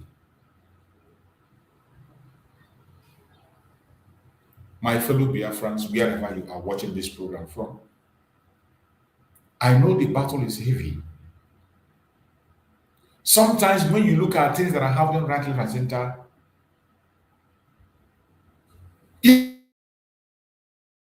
yet the people we are trying to rescue don't even want to be rescued. And that is the most difficult thing when it comes to trying to save a black man. When you try to save a black man, a Nigerian more especially, you need to fight him first. Somebody you want to save, you need to fight that very person, defeat him before you now save him. You fight him, defeat him, then fight his enemy, defeat his enemy, then you save him. That is how difficult it is to save a black man. Because of our mentality, because of our nature. You can understand what our superior leader Nnamdi Kanu went through. Nnamdi Kanu literally had to fight all the Igbos. He had to fight them. Go and check far back message of Nnamdi Kanu. It was war. Nnamdi Kanu has to fight literally all the Igbos, curse them out, use harsh words, defeated them before he now went into rescuing them from Nigeria. Likewise, Nigeria, before Nnamdi Kanu was able to call the attention of Nigeria, he had to literally fight all the tribes. That is why when you see some of the messages of Nnamdi Kanu, where he was talking about Yorubas, you'll be wondering who is speaking. When you see Nnamdi Kanu, when he engaged Yorubas and shred them into pieces and expose them to the last, you think it is not about hatred. He is just telling them the hard truth. It wasn't hatred. It wasn't hatred in any way. He was just telling them the hard truth. And it was that hard message that called their attention. And so many of them begin to pay attention to the situation. The same message he carried to the Hausas, gave it to them bomber to bomber. And the Hausas today are agitated. The Middle Belt are agitated. The Yorubas are agitated. Everybody today, even in the National Assembly, can boldly speak. Look at Goodluck Ebele Jonathan making a speech and talking about the disintegration of Nigeria. That message was about disintegration, nothing else. He can put it and paint it the way he wants it, dress it the way he wants. But the core message in that message delivered by Goodluck Ebele Jonathan was disintegration. That Nigeria is not one. Enough of the deception. That was the message delivered by Goodluck Ebele Jonathan. that Nigeria is not one. That it is time. And in every day you see the evidence that Nigeria is not one. Some people feel that they are first-class citizens, others are third-class citizens. Just like you saw the issue of El-Rufai yesterday. El-Rufai, one of the chief terrorists in Nigeria and one of the fraudulent politicians. The EFCC were about to take him yesterday and he refused. Not just that he refused, his people gathered around. The Fulanis gathered around and make sure that he's not taken. They chased away the EFCC that wanted to arrest him and they could not be able to take him. There are two things you have to learn from that. There are two things you have to learn from what transpired yesterday in El-Rufai. One of those things is that there are people who are above the law. There are sacred cows in Nigeria. If El-Rufai was to be a Biafran, an Igbo person, he will be taken without a fight. He will be swept off without a fight, without any ceremony. That is the double standard we are saying. Secondly, El-Rufai, as a politician, has always stood for his people. El-Rufai, as a politician, always fight for his people, whether they are wrong or right. You can never see him inviting the armor tank against them, inviting the military to bomb them. El-Rufai will not do that. And that is why his people will stand for him. No matter whatever he does, they will cover him and fight him because he fights for them.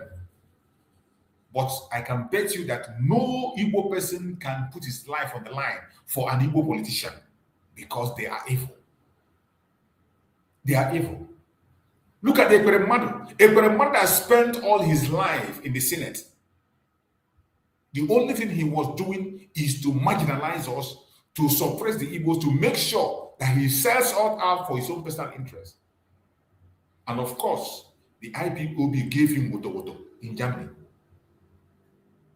After that woto, Chukwu Okike Abiamana opened his camp of worm. Today he's serving his jail time in London. Who are we going to? Is it Obiano? Is it Obiano that will be arrested in the airport now and we will go to protect him and say they will not take him? Who will go there? Tell me a politician in Biafra land now that the EFCC will go after him and Biafrans will go and put their life on the line.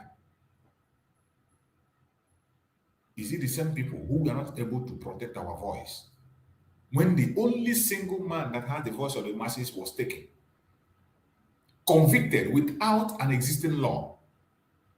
Nnamdi Kanu was convicted with a repealed law. None of those governors could stand up and ask questions and say, this is injustice. Instead, they moved on. Instead, they were busy fighting Biafrans to stop the sit at home in memory of Nnamdi Kanu. They focused on removing every memory of Nnamdi Kanu, which is removing the memory of Biafra. Some of them will come out on national TV and tell you that Biafra is dead. You can never see any northern man tell you that Arewa is dead. Nobody from the north has made that statement that Arewa is dead or Oduduwa is dead. Nobody can make that statement that Oduduwa is dead or Arewa is dead. But the Igbo politicians will come on national TV for their own personal aggrandizement and tell you that Biafra is dead, even when they know that Biafra is alive now more than ever. Biafra is very much alive now, more than you can ever imagine.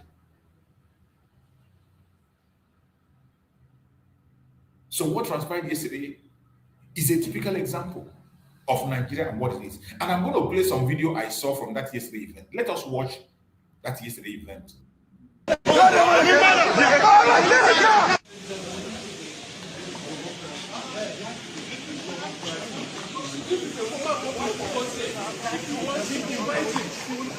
You see how El-Rufai was protected from the airport. They didn't allow, you see all the Fulanis are there. All the Fulanis, they cover up the airport to make sure that he's not.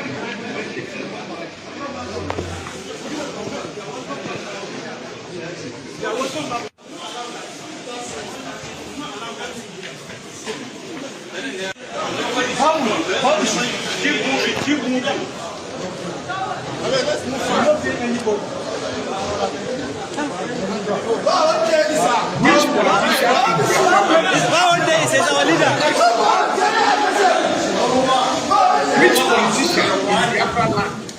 have this kind of support, it's so weak. They cannot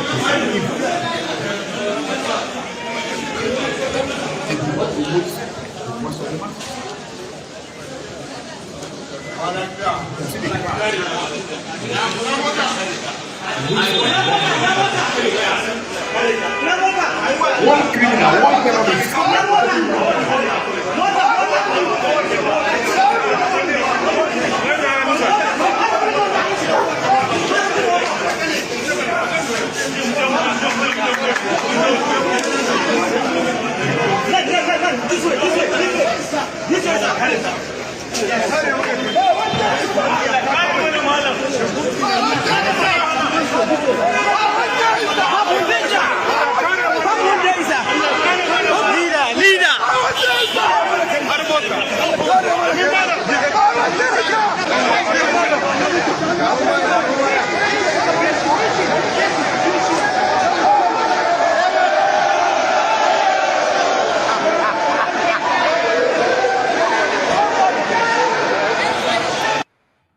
Did you see that?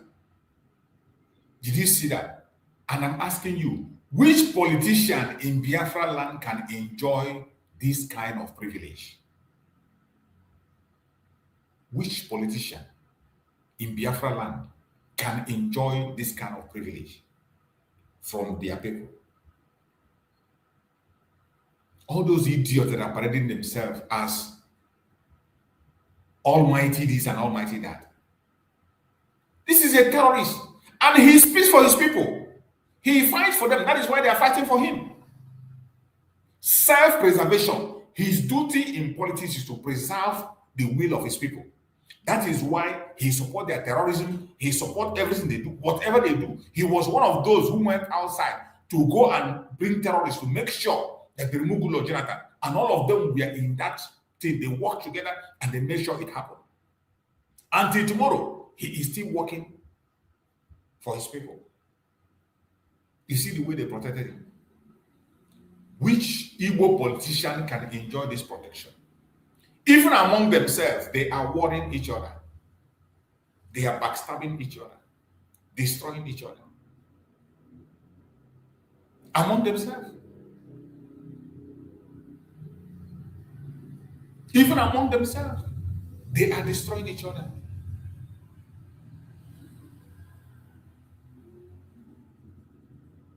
It is so sad. It is so sad. It is a lesson. When you watch them, what transpired in El-Rufai case, you have lessons to learn. Every one of us know that El-Rufai is a criminal, a fraudster, a terrorist. That is known. But then in Nigeria, as long as Nigeria is concerned, he is an untouchable. And again, he had the support of his people. Which politician in Biafra land has the support of his people? Which one? Which one?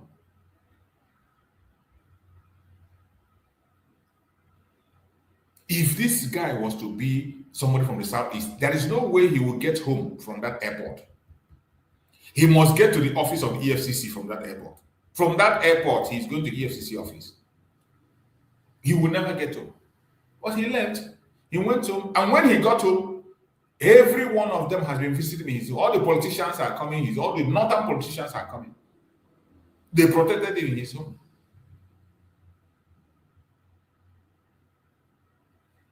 Nigeria is not for you. Nigeria is not for me. You can continue to pretend for all I care. If you don't learn the lesson now, you are going to learn it in a hard way. I bet you will learn it in a hard way. The earlier you understand and do the right thing, the better for you. You're welcome, my brother Kochux. I can see you there, Kochux. Unmute yourself and talk to us. Good morning, Biafra all over the world. Good morning, Mazi Church. And good morning, brothers and sisters all over the world. Good morning, Mazi Nnamdi Kanu, the President of the United States of Biafra. And good morning as well, our Prime Minister, Mazi Kanu. And good morning, our Deputy Prime Minister, Dr. Motor Abega, and all the cabinet members, and all our brothers and sisters, every one of us that is standing on the truth, that is standing on the freedom of Biafrans all over the world. Good morning from my side. As it is, this Nigeria is getting worse every day by day. Because it's actually thing that happened in that airport. If I thought is a Biafran that I wanted to arrest in that form, if he's an Igbo man that I wanted to arrest in that form, if he refused to move, he doesn't mind to shoot him, and he doesn't mind to beat him up. That is what the Janjaweed will do. That is what Nigerian government will do. Just like all these our brothers and these are brothers that are pushing for city boys movement. Even the Yorubas, the syllables that we know is really sure that 2027, that the Northerners, they were going to fight with the last blood on their body for them to make sure that he don't go back to that place. That is the reason why these Yorubas, Tinubu and his son, is trying to use these our brothers. He's planning to use the blame of Igbo man. And these our brothers say they allow themselves to be used for this stupid city boy movement. And if you check every one of them that is in that city boy movement, they are am I going to say the millionaires of Igbo land? And all of them from A to Z, they cannot come out and demand for the release of Marginalization because of their own selfish interest. But because of their selfish interest, they cannot request for the release of Marginalization. This one happened to El-Rufai. Every one of them know what El-Rufai represents. Likewise, Konkoso himself. Every one of them know what every one of them represents. The Vice President of Nigeria will speak today. Every one of us know what every one of them represents. The Vice President. They are the ones that created this chaos that we are talking about in Nigeria today. There is panic everywhere. Even the community that I'm saying today, there is panic, serious panic. There is panic everywhere. Just because of them that stay in the city.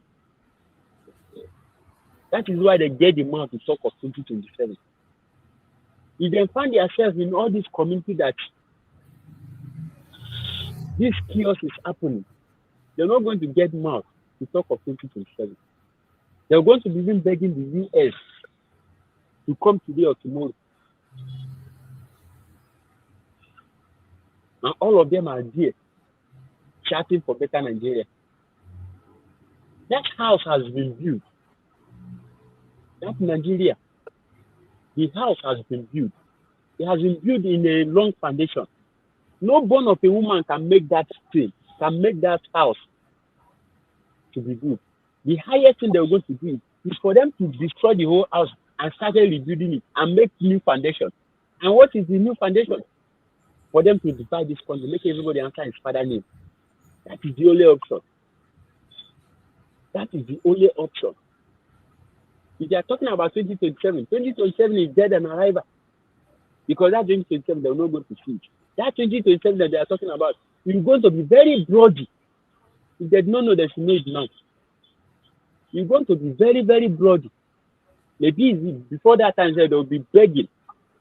They'll be begging for Marginalization. Every one of them will be begging. Everybody should stay in separate place. Because this Nigeria is not going to get any good again. And the house has been built. It has been built with a long foundation. Nobody can make that foundation to be good unless everybody answers his father's name. As earlier they understand it, it's better for every one of us. Yoruba land is going. Nnamdi Kanu said that this man that you are seeing here, the one that calls himself the drug lord, the president of Nigeria, that is going to be the worst, he's going to be worse than every Nigerian president before. And he's going to be worse than Afonja. And today it's happening. Yoruba is no one said they never want to learn from that. Now in the Ankwala state, very soon they're going to enter Oyo. And from Oyo, they're going to enter other states. They're still packing eggs that have been broken. Then think they still pack it. So very soon they're going to hear it. Every one of them. They'll be begging. I always thank God for the declaration on 29th of November 2024. Because it's not that declaration, you are not going to be saying what you are saying today. If it's not that declaration, Nnamdi Kanu, it's only that declaration is holding Nnamdi Kanu. Likewise, Simon F as well. It's only that declaration. Because without that declaration, for the whole world to know that you are out of this zoo that call itself Nigeria. Thank you, Margaret. Let me trust you. Thank you so much. Thank you. I appreciate you. Thank you for your contribution, my brother Kochuk. Let's go to Ocean Monster. I can see Ocean Monster is there. Go ahead, Ocean Monster. Speak to us. Yeah. Ndewo, Massachusetts Survival. You're welcome, I greet you according by your time zone. And I greet our brother, Massachusetts. Greetings to you and your lovely family. Please always look out for yourself, your family, and stay safe. I greet our brother, Christian. Is that Christian? Yeah, bro. Christian is here. Oh, okay, I greet you, bro. Christian. You're welcome. And I greet fellow brother. I greet our fellow Biafrans all over the world. I greet the lovers of Biafrans Alliance all over the world. I greet you all. May God be with us and peace be with us. As Jews, I really thank you for this wonderful program this morning. The one that touches me so much is a signature of individual. Just put many ethnic people from different tribe tongues together, force them together, pin them together, that they must coexist, regardless of their differences, their cultures. And that have become menace in Nigeria. That have become one of the biggest problems we have, especially when those colonial masters allow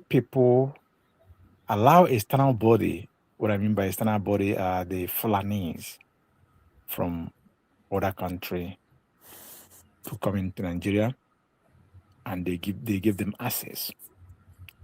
Gradually, they give them access to the treasury of Nigeria and ceded the power to them. Today is hunting everybody in Nigeria. Now you're called for, I think you are saying that they should conduct a referendum so that people will decide whether they're going to be or not, which is a necessity, which is normal, which is what Western world do in their own. Because I don't know of that country existing among the 200 and something countries we have in the world now. I don't know the country that is existing without a kind of referendum, without people agree to live together. Even in the countries that there are wars, they come together, they decide on their own on what to.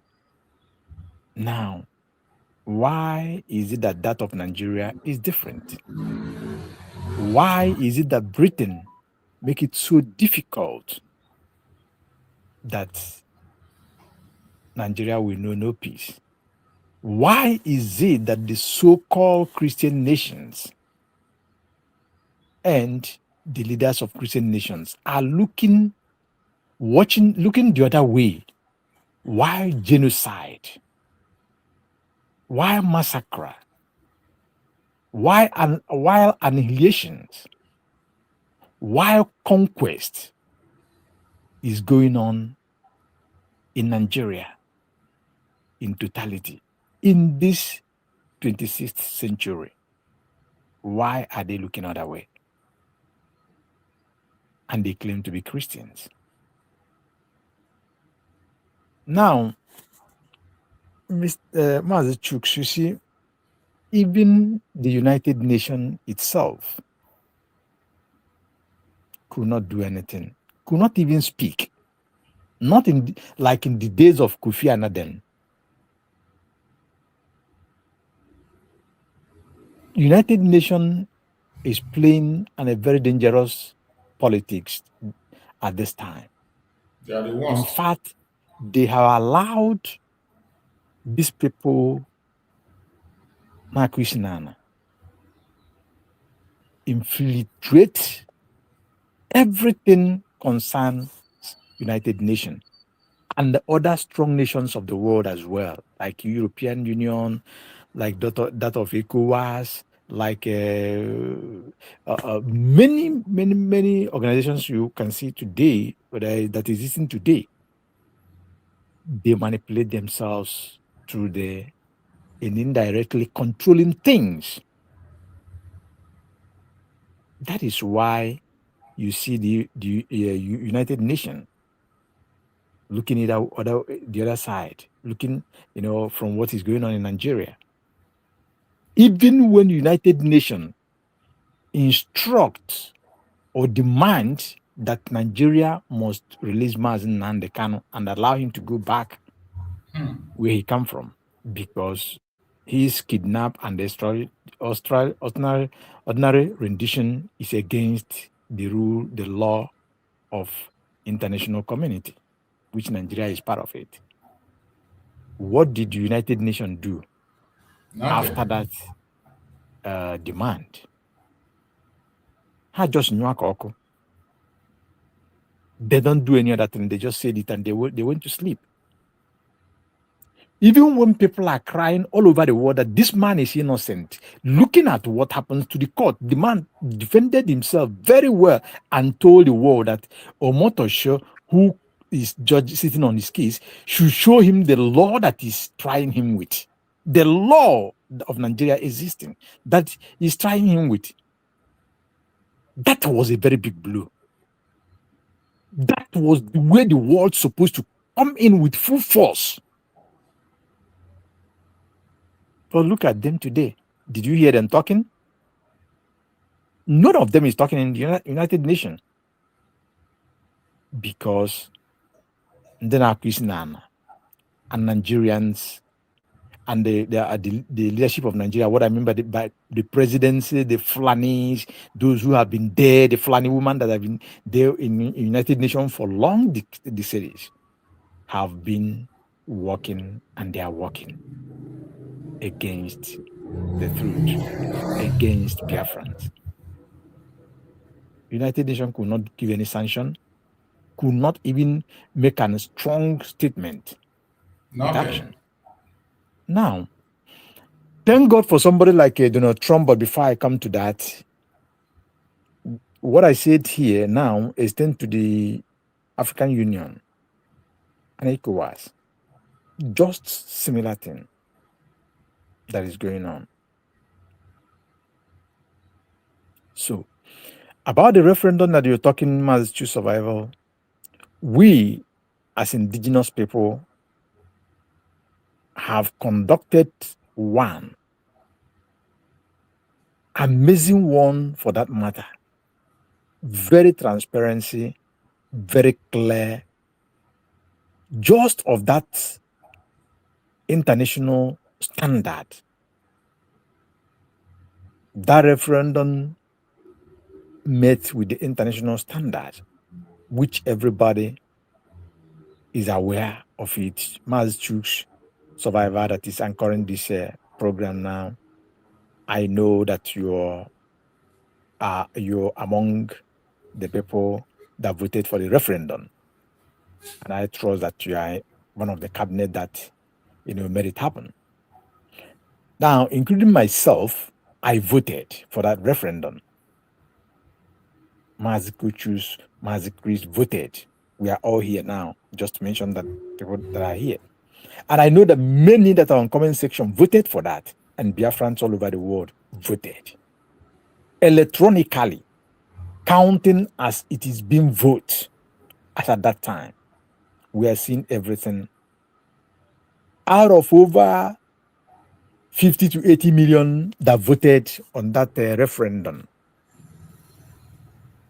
99, or let me see, about 97% or 97.9% of it was all yes to that referendum. All yes that Biafra will exit Nigeria. That will tell you how a nation works, how a people work. Now, if not because Ndana Wisnana, Judokechi Ebenine, what stops United Nations looking at what we have done on our own to say, okay, let us see how you do it. If they pretend that they don't see it, we show them everything how it goes. And if they don't accept it, they should conduct theirs. Let's compare. Exactly. That is why we are still calling for it. If they feel that what we did is not acceptable, that was why we even did that, because we have been saying it, they don't want to do it. Now we have done it. If you don't accept it, do yours.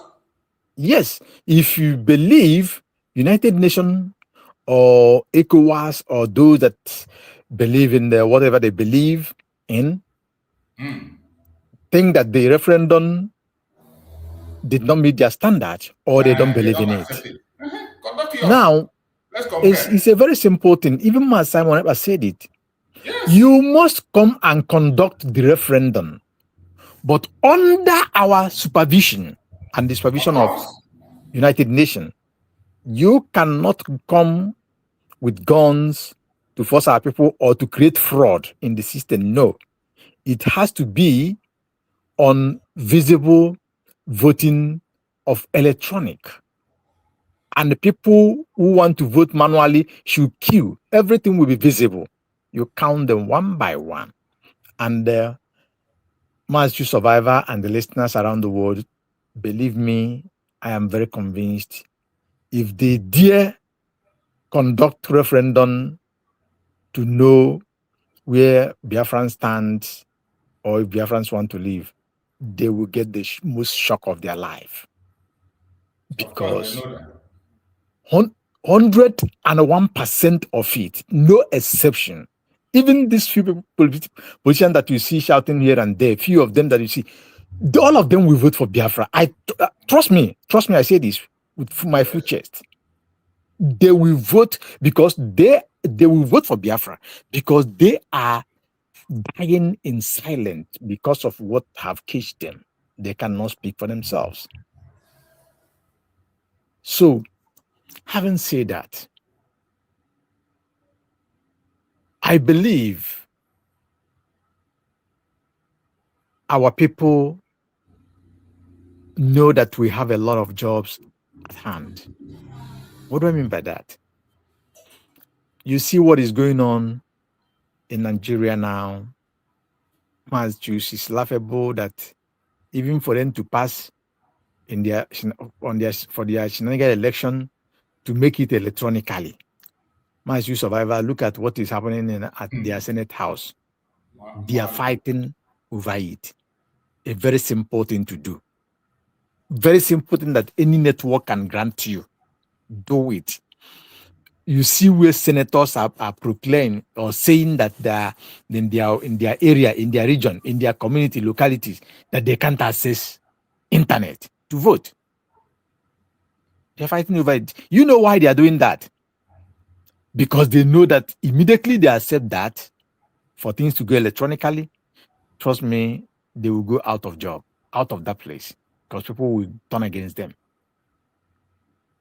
Now, you see what happens to what Erufai played at the Nnamdi Airport, Abuja. Biafrans, I don't know how many times things will happen for us to learn. Ndị Igbo si ugboro one ka ife ga-eme mmadụ o wee mara ife, ugboro one ka ihe ga-eme anya ya wee mara ife. Ofu osisi adịghị egwu nwoke n'anya ugboro na-abụ. Ndị Igbo, anyị makwa na ife, mana anyị need ịmụrụ anya. Now, look at Erufai at that airport. He talks with authority. Watch his body content on continency. There was no panicky. Even the people that are following him, everybody stand gidigam. They are talking with authority. The president cannot direct him what to do or what not to do. He has the right to make his choice. Beautiful. Look at that statement in front of camera. Hell did not let loose at that airport. Now, I want us to figure out or to think it about this way. As sent, righteous and holy, P2B, sound to be as in Nigerian politics. As the way people look at P2B today, the way he presents himself, being an honest man. If by any chance there is just a slight thing, just slight corruption links P2B, then they bring it to open or EFCC invite him. Do you think that if P2B is in this kind of situation that Erufai found himself a couple of days ago, and they came to pick P2B at the airport? They could beat and join him. My brother, may God bless you. I tell you, everybody that opened his mouth to talk that place will collect. I'm telling you, from what is going on everywhere. This is why look at what is going on to the so-called social media billionaires in Biafra land. Did you see how panicky, how afraid, how they're joyously embracing what is offered to them by a little boy that they are the senior, more than some of them are even a bigger uncle to him. But look at how they are jumping up, wearing cap. The inscription is the sign of 8. Some have turned themselves. They doesn't know how to wear suit again. What they are wearing is Abara Yoruba in go. Now think about that. What do you think that is causing that? Number one is fear. Number one of it is fear of unknown. Yeah, because they are fear of that little thing that makes you to come out on social media and talk every now and then that you're this, you're that. You know who I am. I'm riding on Phantom, Colonial, limousine. I have this one and that one.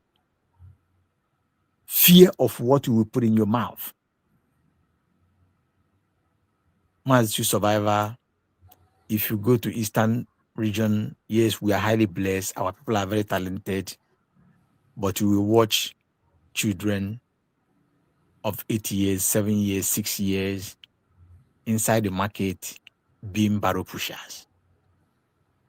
Barrow pushers. You understand what I mean by barrow pushers? Onyebulu. Yeah.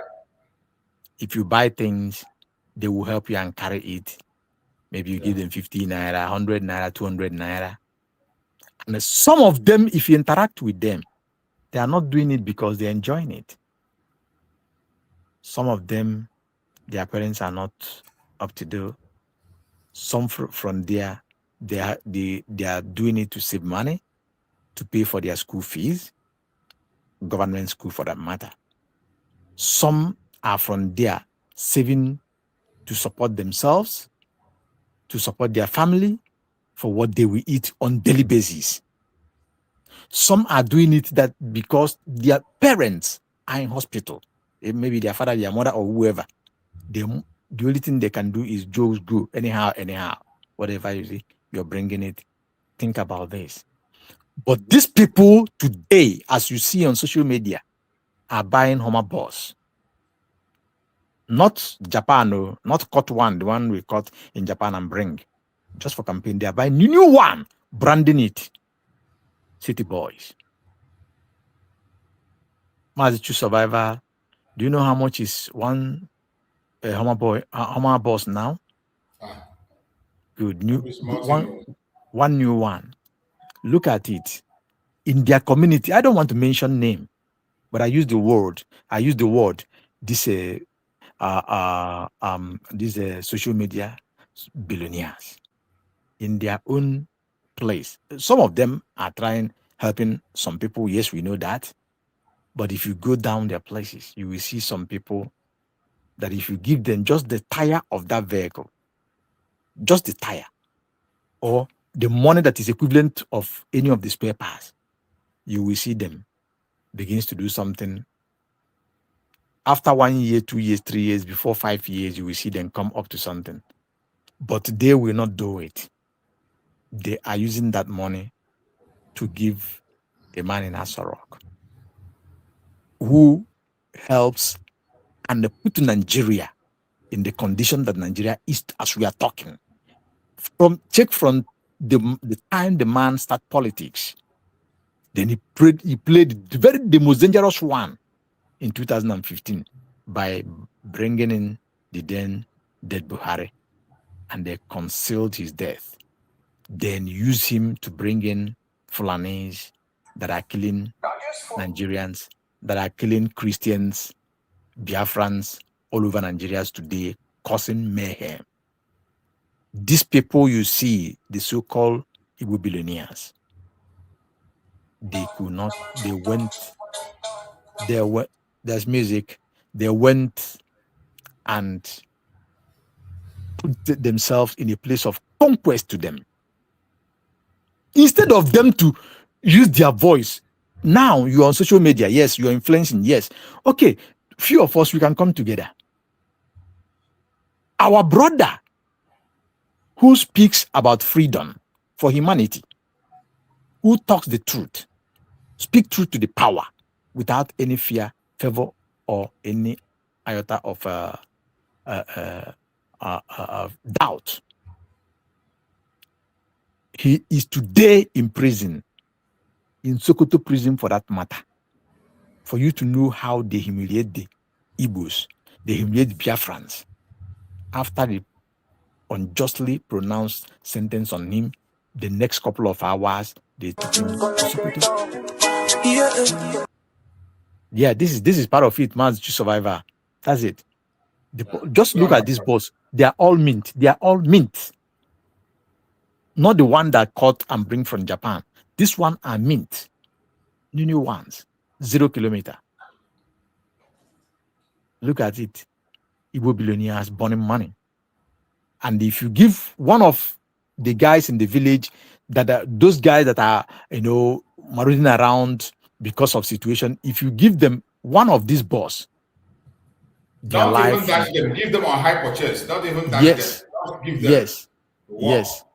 Yes. This thing will change their life, change the life of their family, and they will transfer to their generation. Because some of them will start this transport in the next 5-6 years. Some of them will be competing with Chusco, with God is Good, with Ives Nachi, with Ifeanyi Chukwumoto, with many of them, them. But look at what they are doing. They are showing you the one donate. This one I think is Zenko donated. Just imagine. Just imagine that. And they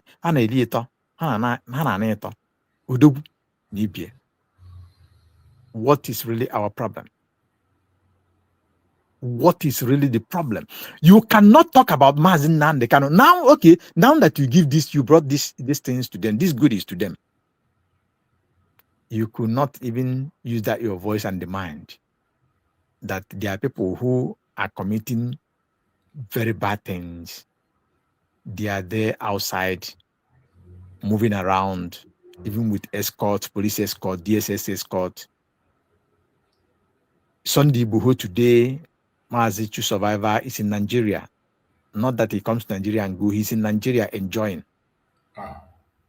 And I learned good. Yes, we learned that they want to give him a title. This is somebody that they found some guns in his house. Exactly. And some other things. Now, he left, he came back, all the case is now being turned down. He cannot answer any query in Nigeria or wherever. He didn't commit any crime. And Nigerian securities are moving around with him. Now, the worst of all worst, Gumi, the negotiator, the sympathizer, the father of so-called bandit and terrorism, or terrorists themselves, is there giving instruction. Even instructed the so-called Nigerian president Tinubu that he must have to go to Turkey to negotiate with them instead of America being in Nigeria. And just like play, like joke, the man went to Turkey after a couple of days. He went to Turkey. We saw everything, even where he fell down. Now, think about that. All these our brothers could not see, could not reason those things and join voice with those who are speaking about Biafra to say, release Mazi Nnamdi Kanu, give us Mazi Nnamdi Kanu. Our brother should be out of prison because he did nothing. But I think I had that one idiot say that why he's joining politics is because why he's doing that nonsense is because he wants to go to politics and win. Then he will free Mazi Nnamdi Kanu. What kind of an insult is that? The one that is like bloom. Nah.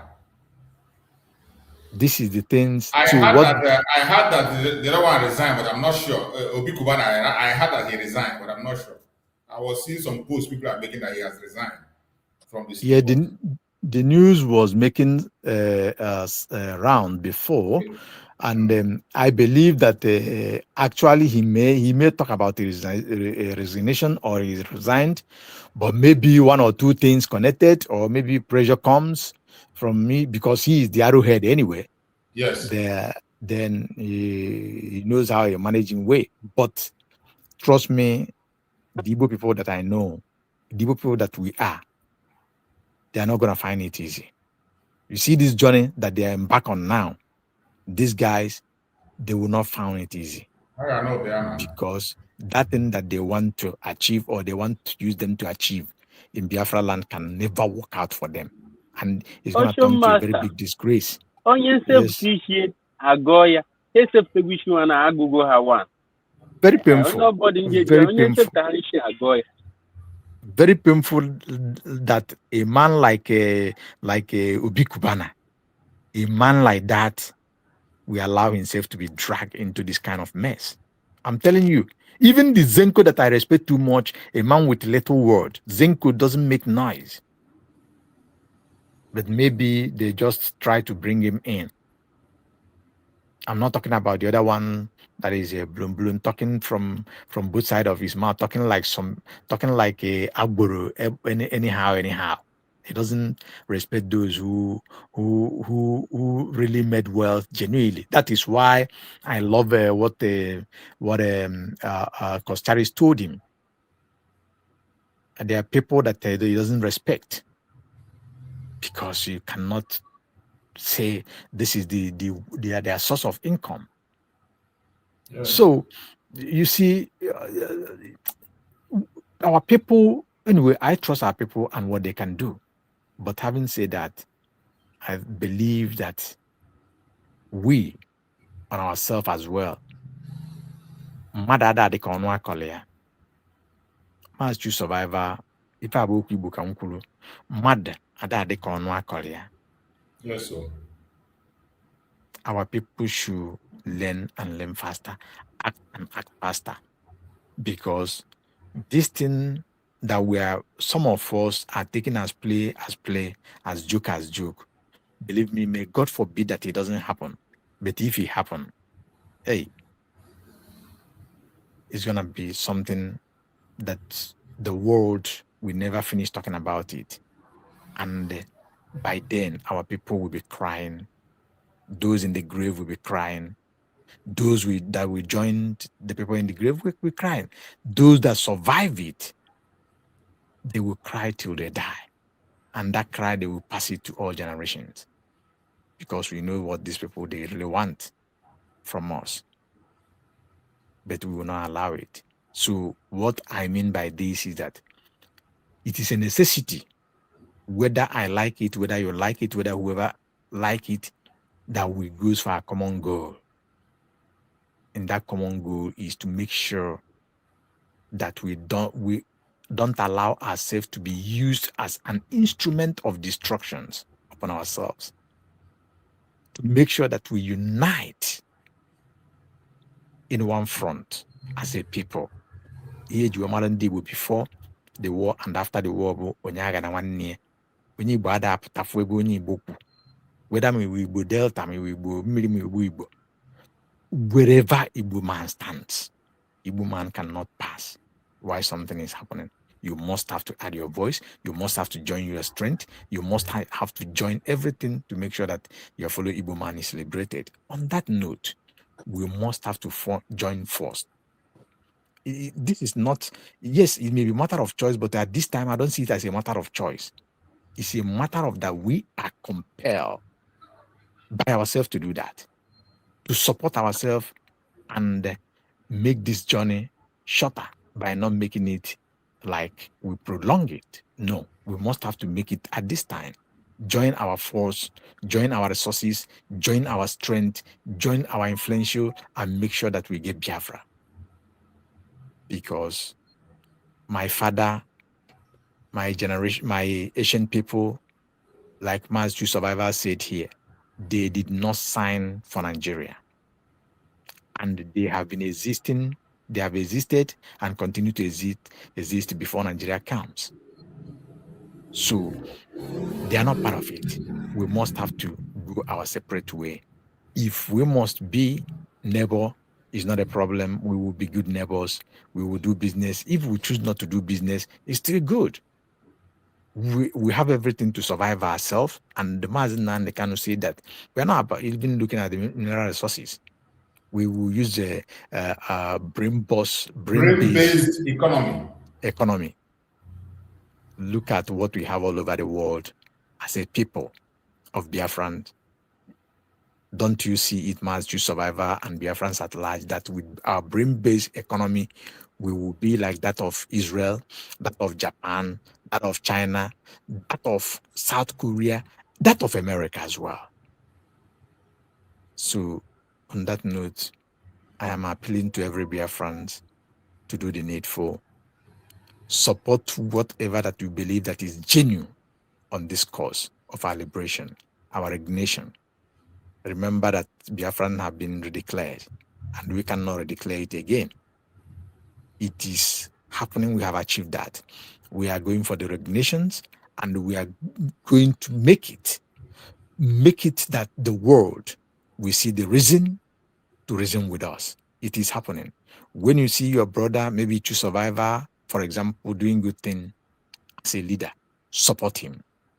If it is Mazi Christ doing what is good, go and support him, because if Mazi Chus get it, he didn't get it for his family.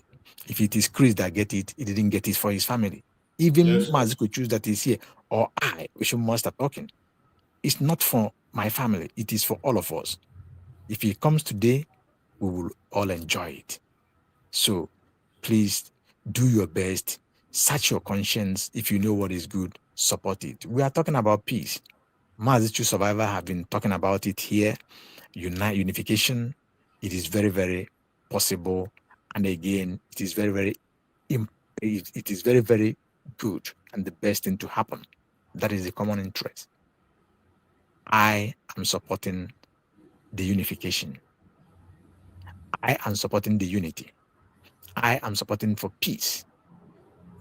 But one thing I will never support is to make peace of a graveyard. One thing I will never support is support those who will come like they are with you, they want to be with you, they are fighting for the same thing, they want to get it today, tomorrow. This is what they will present to you, to whoever. But in actual sense, what they come to do is to do sabotage. What they come to do is to slow the pace or the movement, the speed that you're going with. What they may come to do is to distract or stop or destroy the things that we have achieved. So such unity will never come close. I will never support it because we have had enough. By now, we must choose survival, and every other person, you know where we're supposed to be, if not for the chaos that was created by some of us or mistakes that was made by some of us. You know where we're supposed to be by now. So let us put those things into consideration and move faster. Thank you, Master Survivor, for this wonderful program this morning. Thank you, Mazi Christ, Mazi Kuchus, and every other person on the comment section for being patient with me for the time I've taken. I appreciate you all, and I will urge everyone to like this program, just like as we have written in the comment section, like and share this program so that it will get to other people as well. Thank you. May God bless us. Thank you so much. We appreciate you for your amazing speech, and every Biafrans have heard you. We are here on the same mission, which is Biafra. However, we are going to do it. Let everybody put our hands together and continue to inspire one another to continue to go to that direction. You're welcome, my brother Christian. You're there. Bro Christian, are you there? Yeah, Master. Hello, my brother. Afternoon, day. No. Yeah. So, that video you played much earlier from RFI, it just, it's an incredible situation because they tried to arrest him, and before he landed, his people already demobilized because they knew, you see. So that kind of support, that kind of unity, you can't ever imagine it coming. Any Biafran politician, let alone Igbo, that can never happen, So, so the thing is that's again one thing I admire about these Fulanis. In recent times, if there is one thing we can learn from them, that is that unity. If there's one thing, self-preservation. If there is nothing we can learn from these Fulani people, self-preservation, we have to learn it from them. Exactly. But so the one thing I'm beginning to learn in recent time is that when we use that word not, it becomes something loosely because it is mainly the Fulanis, the northern Fulanis, that have that level of that amount of crazy objective and unity. They are so I just beginning to differentiate and begin to observe it in recent time that they are just different people, because the agenda is so pointed. They don't mix it up. Nothing comes in between. This is not nonsense. It doesn't concern them. Yeah, they know what they want. Absolutely focused. And that's why they've been able to done so much damage, and they've been able to conquer a lot. So the saving grace, again, like we've been saying, all this while is the coming of the US. Otherwise, there's nothing else to stop them because they were already at the hem of it. So when I look at the way El-Rufai, he just so boldly, so confidently rebuked, just push back on those DSS people. And in contrast to what Rokas Okorocha, you remember the other time when they came for him, when he ran over to and he was asking Jesus Christ to come and save him, crying like a teenager, So you can see that ife mere ndị Igbo na the zoo, ife mere ndị Igbo, my brother. You can imagine Rochas Okorocha was in his house, but this one is in the airport. Rochas Okorocha in his house with his family and all the people that surround him, yet they climbed the roof to come and take him. And El-Rufai, just like Rochas Okorocha, was already an ex-governor, meaning that there's no immunity. El-Rufai did not have immunity, but still he was able to bulldoze his way, and tell them that because what we had now is that he said he will honor it. He will come at his own time and his own will. He said they should invite him. He will come at his own time. They don't have the right to So about even Soludo, who is acting like some kind of tough guy in Igbo land now. We saw during the inauguration of the drug trafficker, the criminal, how he was meandering around the doors like a cat. He couldn't even go in. They did not let him in. He was just outside meandering, going from looking for a way. They did not allow him in. But when they come to their place, their own people, they become warrior. So it's a terrible situation. And the one who, as if to buttress the point I just made, how united, how they push on one front. Yesterday, this Galadima was on Arise TV, and he was just, that is, he stood toe to toe with Ayo and Rufai.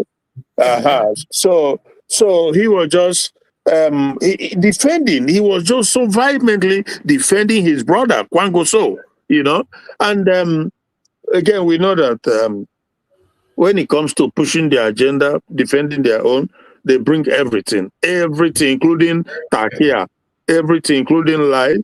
When he talked about, I think he started with the fact that he said, according to him, he said that when it comes to the channel or to a public forum, he doesn't talk about tribe, he doesn't talk about religion, he doesn't talk, but, and I was like, this is coming from a guy whom a few months ago, probably towards late last year, came on that same forum to tell the entire world how the Fulanis, right? How they brought Buhari, into the political equation just so they can stop the Yorubas from reclaiming the land that the Fulanis took from them. Yes. And he's coming to tell that it doesn't talk about tribe, it doesn't talk about religion, it doesn't talk about ethnicity. But he came to tell us that they brought Buhari so as to stop Yoruba from being able to use the power of, because Obasanjo, whoever Yoruba person was in charge, or Tinubu and the rest of them. So that doesn't even make sense, because but he also show clearly how divided the country is, how such a job, because I've never seen anything like that anywhere. There's no country anywhere where you see a thing like that happening, that one tribe. Like communal issues, you can see it on a local level, like tribes, over land grab or land issue, stuff like that. It happens everywhere. But on that federal level, that a particular tribe or region, we have a president who will now make sure the other tribe is not able to. It just shows clearly how the country is not one, but they continue to lie about it, But for him, Galadima, he said that Kwangwaso or whatever, that it's not this, it's not that. He tried to lie that he lost this re-election because he did not believe in Sharia. Well, if you people don't believe in Sharia, then remove it. It's as simple as that. Remove it and let it. Yeah, remove it. Now that America has come, people are trying to deny whom they are, what they do, what they believe in. So because that was what part of my take on Galadima yesterday. You know, he was trying to exonerate Kwankwaso that he doesn't believe in Sharia. You know, what is that? It was out of pressure. Yeah, that's what he was saying. So if that is the case, okay. So you see what the effect of America, that is what happens. But they are all lying to it's all deception. Because that Sharia they are pushing, you know, there are, like we've also seen, there are nations who have, like, maybe they will have that Sharia practice in the level of maybe marriage, you know, this kind of customary situations, but not for it to be used as a weapon of mass destruction, because they're using Sharia now in Nigeria as a weapon to genocide people, if you know what I mean. But at the end of the day, that Sharia is part of the mechanism they are using to push Islamization and Fulanization. And that is why it has to end. So if they are now denying, they are trying to run away from it, saying that Kwangoso is not part of it. Well, so the normal thing, the likely thing that should be done is abolish it. Let them just, you know, just cancel it. So then people can live normal, because it was on the basis of that Sharia that they continued to, even on individual basis, they are stoning people today, they are cutting people's hair, they are doing this and doing that on the basis of Sharia. So I don't know, but obviously for me, I'm not bothered anymore, because I know that they have, they don't go fetch ant-infected firewood. And I'm telling you, people don't seem to understand what is going on. They have, oh my God, this one where America don't come. That thing when they go see now.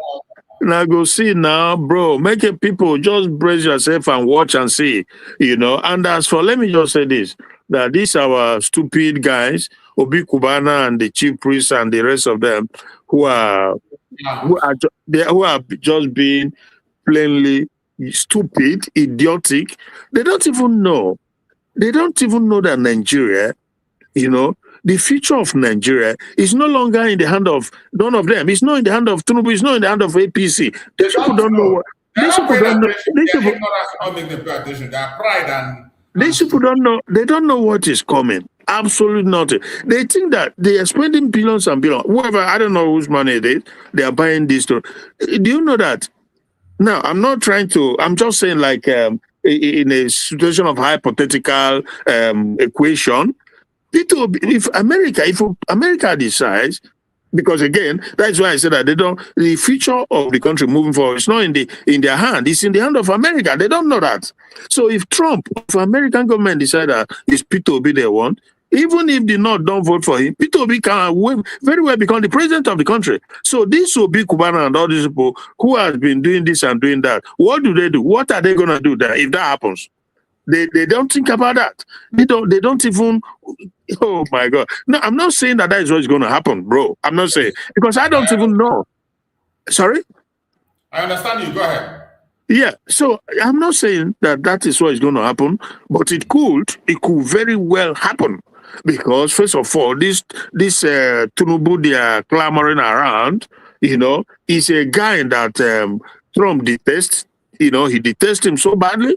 And something could come up. Now, again, it could also be that they will be willing to play ball, whatever level, you know. I don't know. They may be so willing to sacrifice anything sacrificable in Nigeria, because they don't care. They don't care. Tinubu and his whatever cohort government of the day, they might decide they can sell out. Of course, Nigeria, we know already how it's gone. But they can, if it's money 20 billion, 50 billion, whatever. If it's there, they will be willing to give it because nobody will give a damn about Nigeria. Absolutely nobody. Trust me, bro. It's no man's land. It's nobody's property. Now chop and chop. Come chop, you go, you chop. This is so, it's been like that, and it's going to continue until it disintegrates. Then people can now have that sense of belonging, that sense of patriotism, that sense of let us do it, make it work. Let us do the right thing because our future, our generation depends on it. But until then, forget it. Nobody cares. Absolutely nobody cares. If they care, if they truly care about the future of Nigeria, why would any person with anything in their head, with any normalcy, with any humanity, why would they be supporting Tinubu? A guy that they know is so old, who cannot stand on his feet, who doesn't have, who is so naturally. Tinubu will be in this day, what they call it, this old people's home, being taken care of. That's a fact. That's a fact. So, on whose name are they doing all this bull crap, clamoring, buying Tinubu this, on your mandate? Which Tinubu mandate are you standing on? Tinubu that cannot even open his mouth, what no come out safe? Eh? Waiting with a C for I not being with a C. Tinubu enough he stand. People go hold and make it stand. Every now and then, my brother, I beg these people, I don't know. But yeah, we just have to keep doing what we are doing, because like I always say, everything is coming to a head. It's not going to be too far away from now. Everybody will begin getting on, So I'm happy with the fact that Americans are here now. And I just hope that more emphasis and focus will be on Nigeria. I've said this severally. And I think it's going to turn out that way because Trump is looking a little hesitant going into war with Iran or this or that. So they might just continue on diplomatic mission and, find a way to contain them, whatever. But deal with Nigeria because they're here now. 2027 is around the corner. From now, 26 to 27, we will see what's going to happen. And people say, that they just mentioned Lekwan Kwaso, but there are a lot more. Of course, there are a lot more. Americans know there are a lot more too. Why is it only him now that has been mentioned at this time? I don't know. But I know that it's not the end of it. These are just the beginning of things to come. And many more things will come, my brother. How do you go? Thank you so much, my brother. I appreciate you for that amazing contribution. And as we speak, it's Nigeria. Whatever they do, we will continue to boss them. I pity those of them who claim to be one Nigeria. Their shame today, they shame me. And as day goes by, their shame will continue to increase. Before I play their video of their cry, I will play one video of their cry. But before I play that, let me just, let's take this a minute break. Don't follow for God, them say Tinubu don't follow for God now. Tinubu don't follow for God now. He want to take it, that's the chop of our head. Senate house fall and the criminals, country military fall and the terrorists, injustice, Omotosha forget law for inside court, Changaro Republic at the government, Abubakar Malami don't fall for God now. Him and EFCC put leg for shit. Them say Sheikh Kukumi don't fall for God now. Because Donald Trump don't come to Machamo. He go matching Boko boys, matching terrorists. As the government knows a big way for kidnapping to stop. I make it don't fall for God now. Them make Nigerians see one die for suffer. You're welcome back. Thank you so much for your patience. If you have not shared the program, please kindly share to all platforms, like and share. Very important. All we do here is to express our views. You are entitled to your opinion, no matter what your opinion is.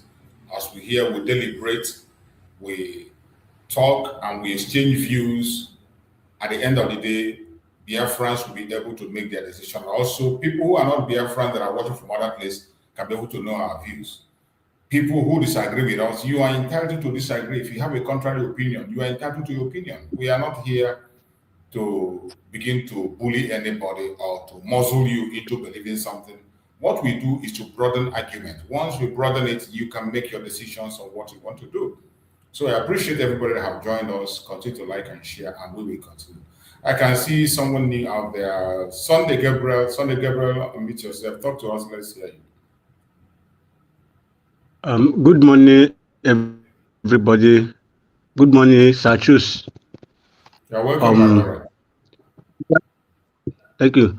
It has been long. I've been in your platform, so I have to appreciate the good work. Although I don't know how to speak in English, but I will try my best the way I can. Besides, I'm not an English speaking country.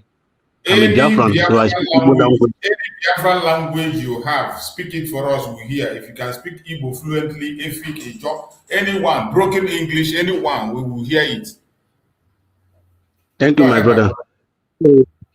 So I'm talking to the aspect of our brothers, because they are still our brother as much as they speak Igbo and they're from the southeast, which is Obi Kubana, chief priest, and the rest of them that is wearing mandate.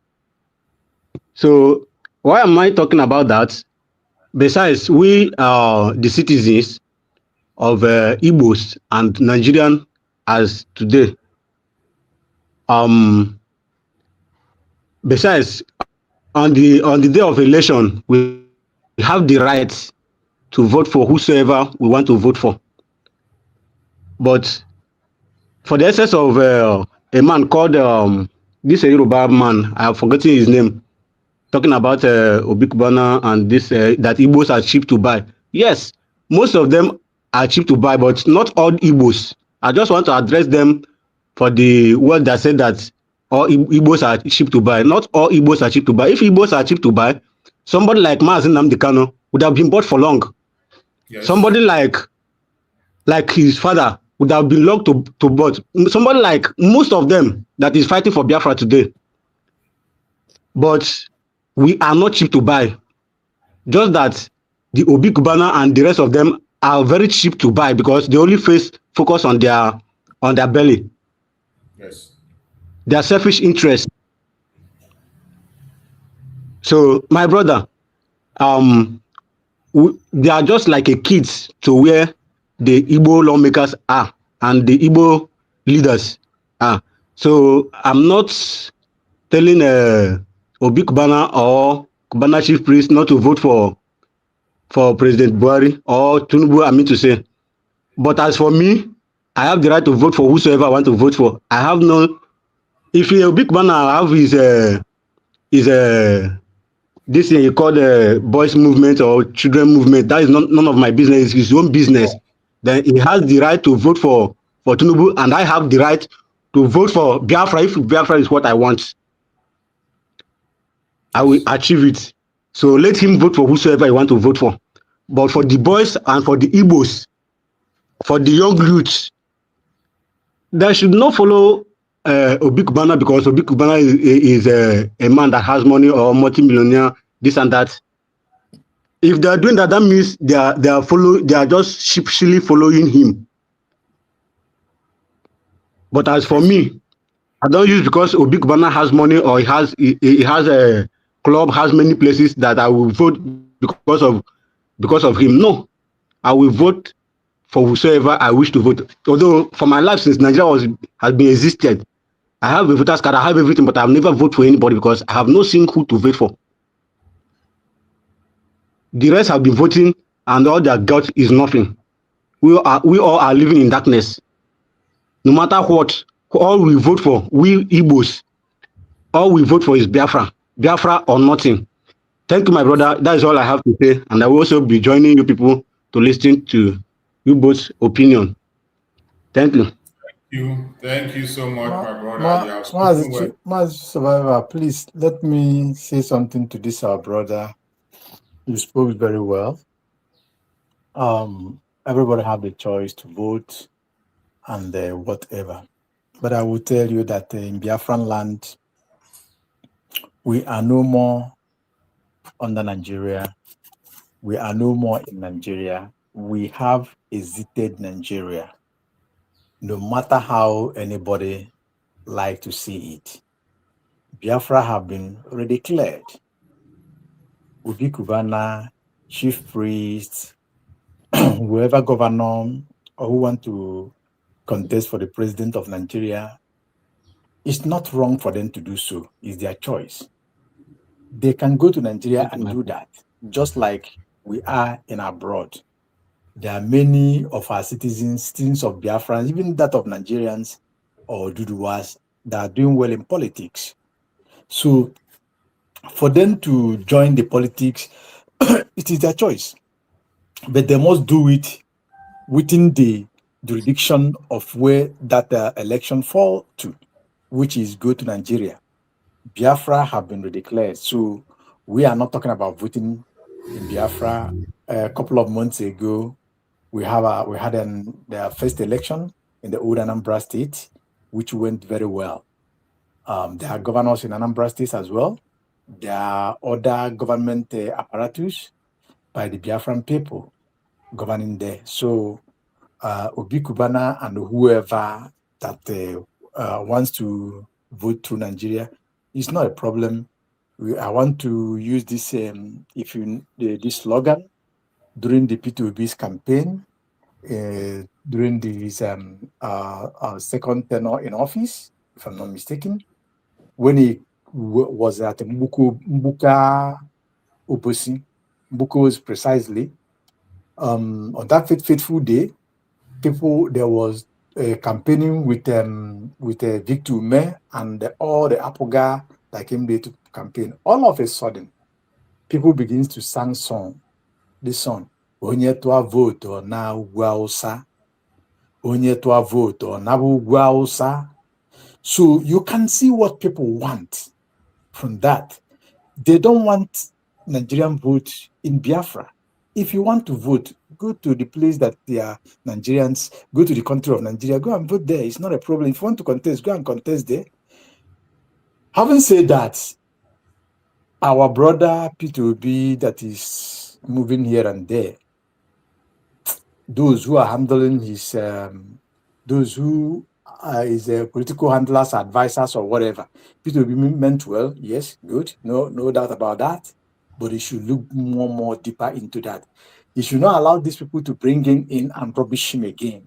That would be for the third time, if not for the fourth time. So it is best for the best interest of every meaning Biafran to join force with this trend, with this movement. That good thing that you want to do in Nigeria, come and do it in Biafra. And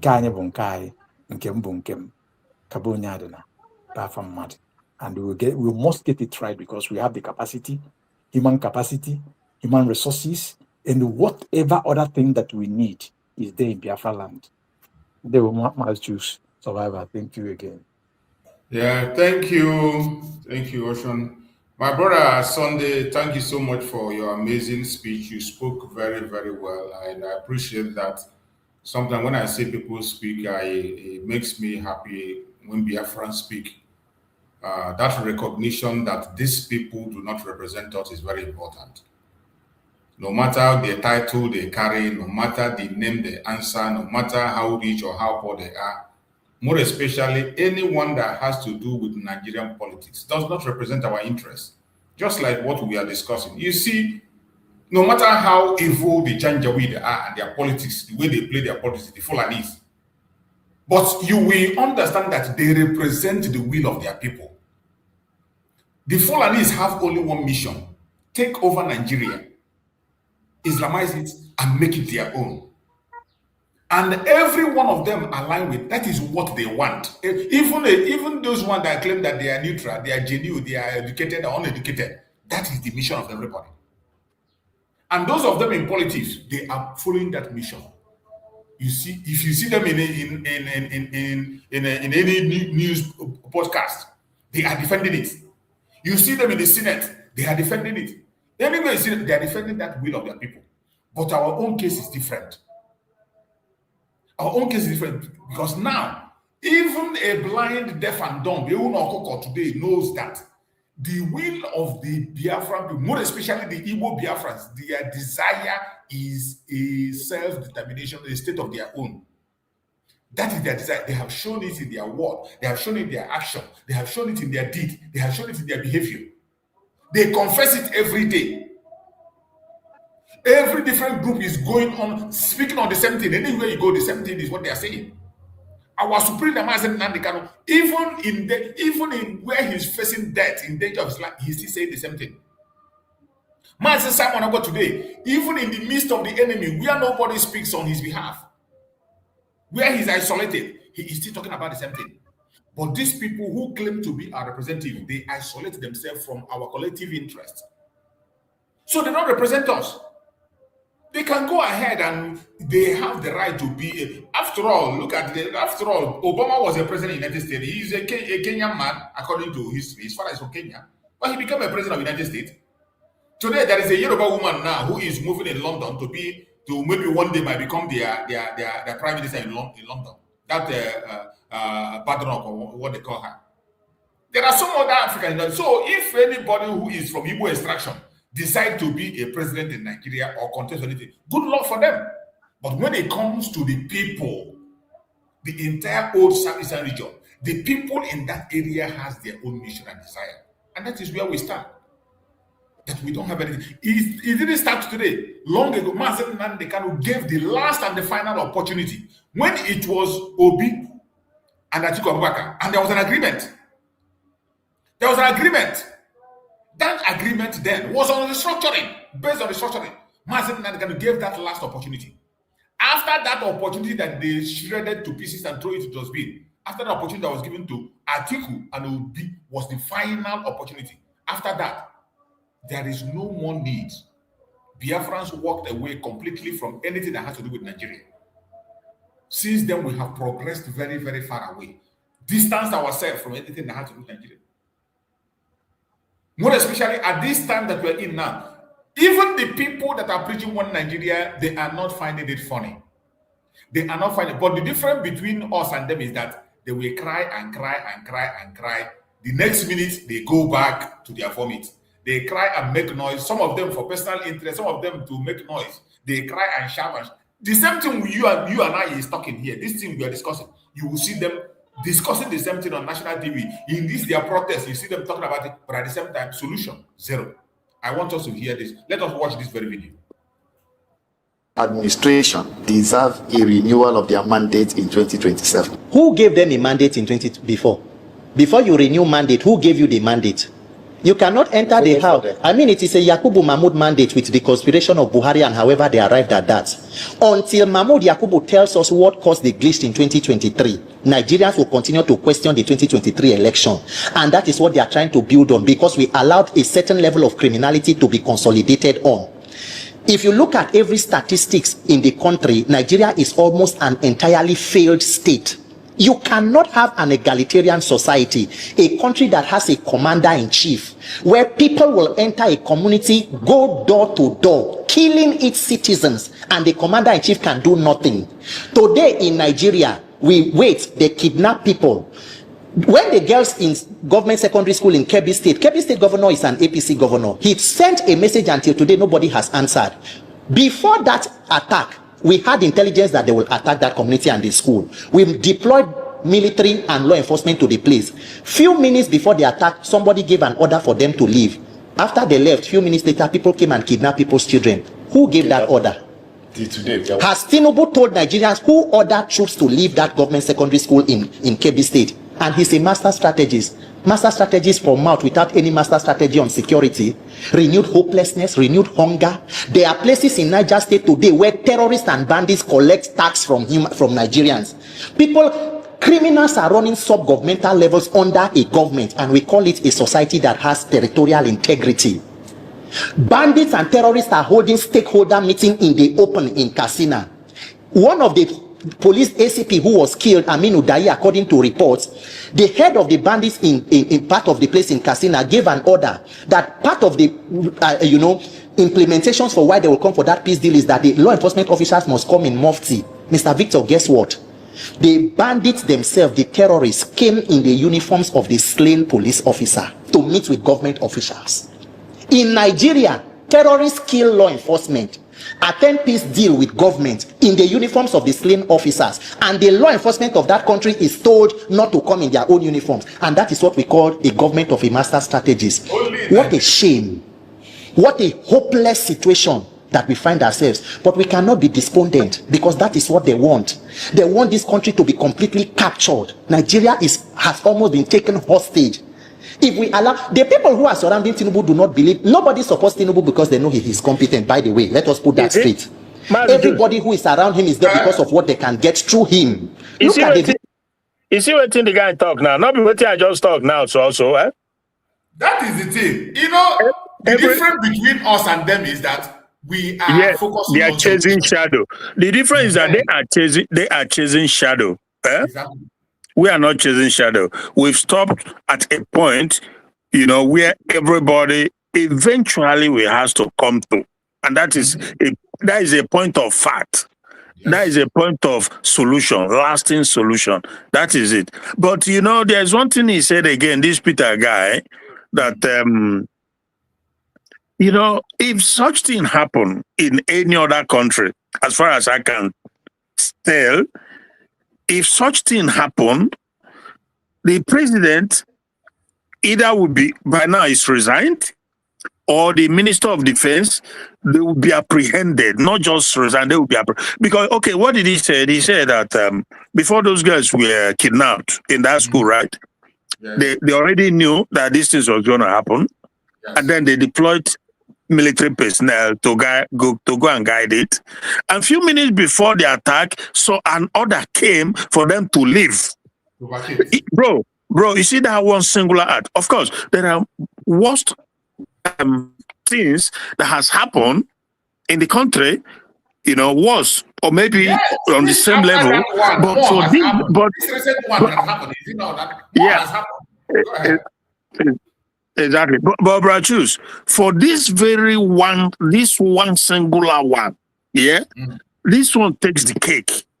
That everybody, so you just try to imagine which country on this earth, on this surface earth, would you imagine that such thing will happen? And hell no go roll. Tell me any such country where terrorism has been going on, mass kidnapping, mass genocide, everything is been going on for years and decades, and it continues. And because it's not like it's one-off or something that just all happen randomly. No, it's going on almost on weekly basis. And this one happened again. And even after changing the security apparatus, changing the Minister of Defense, and an order was given to remove those soldiers, and they removed them. They came and attacked and adopted it. And a couple of months down the line, they just move on. Nobody cares. If there's an entity on earth that is evil and demonic, if it's not Nigeria, then I don't know what it is. Because it's unheard of. It's so strange, almost unprecedented. A thing like that can happen. And nobody is asking questions. And here, no rule. If you know what I mean, that alone tells you that, forget it, Nigeria is long gone. He said then go hijack. They already hijacked it long ago. The coming of America is to restore it. Yeah, is to either, basically, I think the ultimate end is the right thing, that everybody go there separate. That is where it's leading to. Make no mistake about that. But outside America coming, forget it. There's nothing left in Nigeria, because nobody anywhere in the world who can come and tell me that such a thing will happen and the country will continue to forge ahead. It's incredible. Arume, I've never seen in my whole life. I've never seen. Oh my goodness! Only maybe in the realm of demon can such thing happen. Kuro, you order. Who get the order? Now somebody give them, somebody gave that order, but they cover it up. That is why you see all these Gumi them, Shetima them, Matawali them, and Ribad, all of them. They are all terrorists, one way or the other. But so far nobody has touched them. But hand go touch them. All of them. Odiego, my dear brother, Odiego. But when I see our people, it becomes even more painful that you have Biafrans, Ndibo, who are just, should I say, part of this whole, part of this problem. They are part of the problem. It's shameful. How can you study so much so? You call yourself professor, and you see these things are happening, and you are ready to just go with the flow just because of your political position they've given you, or just because of your stomach, so that you can bring your son or daughter, whatever, and say who studied overseas, that is a doctor, like Amechi did the other day. No, my brother, only God knows what happened to Ndisi. It's beyond human. It is beyond human. Diego, my brother. Sit in Turkey. Look at the outing of the president in Turkey. The personal physical stamina that is needed to lead a country like Nigeria is quite an experience. The president should be grateful that God gave him opportunity to live to a good old age. Old age is not a curse. It's a blessing. But how do you hold an entire country ransom because of your personal selfish ambition and greed? So you people are standing on the mandate that is falling. We cannot allow that. So whatever that it is, Nigeria is projected that more than 140 million persons will go into extreme and multidimensional poverty, increasing from the initial number this year. It is not any major breaking news. There is no desperation to fixing that. What we need is tax. That is where we are. Shame. Something people killed in Kwara. Yeah. The commander-in-chief does not make a stopover in any of these areas. Neither does any high-ranking government official visit such area. And in Kaduna State, the people walk back home. Yeah. How did they walk back home? Yeah. Nobody knows. We recovered such a commander-in-chief. Yeah. Should he be given an opportunity to continue to lead the people in that light? Does Tinubu call himself commander-in-chief? What is he commanding? A commander-in-chief that is sharing territory with terrorists and bandits. Is that a commander-in-chief? That is what we have reduced commander-in-chief to. So in Nigeria today, US helps to fight security. France helps you to collect tax. Tinubu is in charge of defections to APC. That is what the president is doing. That is Tinubu's role. So maybe he's commander-in-chief of defections or movement from other parties, fighting opposition parties and moving everybody to convert Nigeria to a one-party state. Not only did the police deny the incident in Kaduna, the local government chairman is on record to have been telling his citizens not to escalate the matter because the governor Sani Ubang is carrying out certain unfortunate projects around the community, so they do not want, they should cover it up. People were taken. And why is it that Nigeria is the only place where people will be kidnapped in numbers? First of all, sir, how do 200 people get kidnapped in a country? Yeah. There is no presence of, there are ungoverned spaces in Nigeria. There is no law. That is, people will come with motorcycle. Do you know that kidnappers, part of ransom list now, kidnapper will even add tire, motorcycle tire. They will add provision, milk, Milo. I said kidnappers are the ones that they badun. They go take Milo, they go take Lipton, they take sugar, kidnappers in the forest, and people will go there. They have network to reach us, so we don't have network to transmit results. And then people will be killed, and then you say that you recover them without any arrest.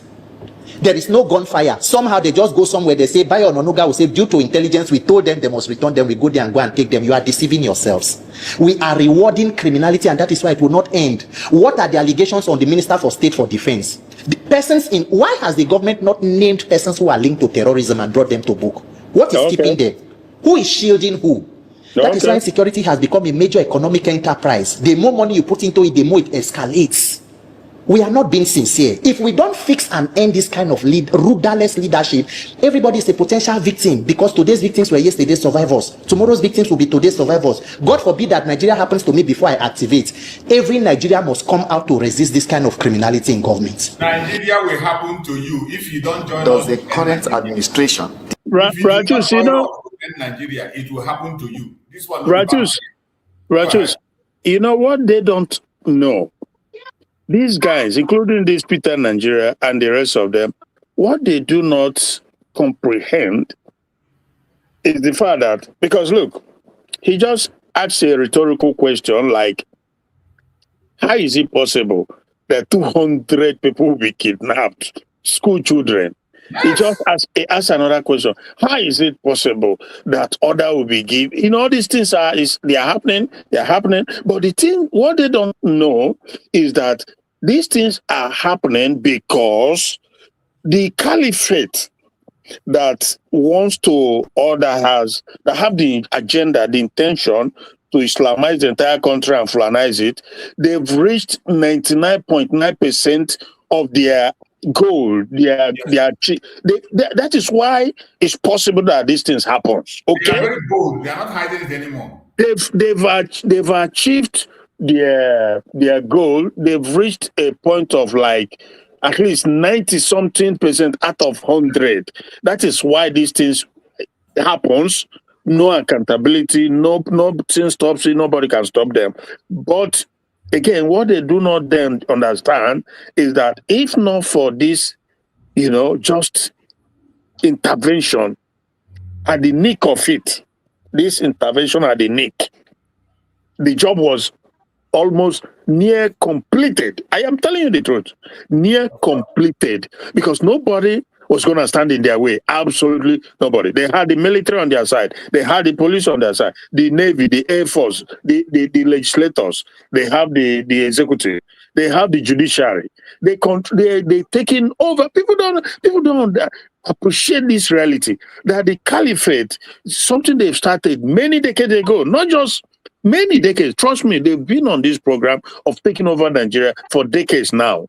And they had accomplices. They have supporters outside so this was near completed. Then comes Trump to put a kind of wedge to it.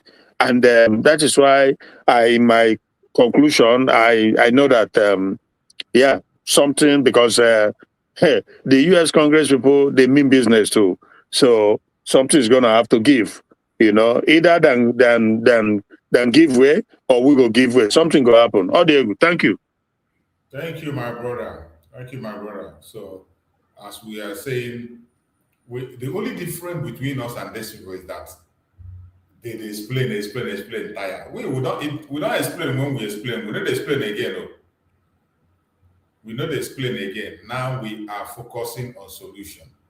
For them, every time they come online, they cry. We don't pass that crying level. We don't blow trumpet, cry. This time around is a time for solution. And we are following and pursuing the solutions. No matter what they do and how they do it, we are not going back. We are not going back. We are gone and gone for good. And anybody that still continues to support one Nigeria, praying say make Nigeria not happen for you is just a waste of time because it will happen to you. The only thing that will make Nigeria not to happen to you is that Nigeria ends. But as long as Nigeria continues to exist, it will happen to you. It's just a question of time. A question of time. Just like he said, the victims of today were victors yesterday. The victims of tomorrow are victors today. And that is how it will continue to do. It's just a question of time. It will reach everybody. Those of people who they talk about one Nigeria, it will reach you. There is no place to hide. So let us go on their news and see what information we have of their news before we close up the program. This one says, blackout hits Southeast as Enugu firm EEDC begins emergency load management. This one now for Southeast. Blackout. They don't even give us before now. Kaduna Islamic scholar seeks court order to end detention, decrease violation of fundamental rights. For Nigeria, they talk that one. Ogun Police DPO Oladejo accused of extortion, illegal arrest, abuse of power, summoned by authorities. That one no be new news now. That is the way police operate, extortion, criminality. That's what they are known for. So why are you people worried about that? He's playing what he's been. Is he not police force? Police force. He's enforcing the British order. So nobody should be surprised about that. End bad governance raises international petition, demands probe of police brutality, demolition, and forced eviction in Lagos. when I go write style. We started writing our own. Mazin Nnamdi Kanu started writing a decade ago. Our petitions are there in United Nations, in US. Amnesty International have more than enough information. They did nothing. And this one, we are late. Just pray that the United States take action as quick as possible. Woman arrested by French police for allegedly keeping 2 newborn babies in freezer. And those kind of ones they see for Ebola. To catch an election thief by Azu Ishiebana. Rivers Governor Fabura dissolved State Executive Council days after reconciliation with Minister Wike. Oh yeah. Every day they reconcile, the next day they fight. Godfatherism. Nigeria will never be better.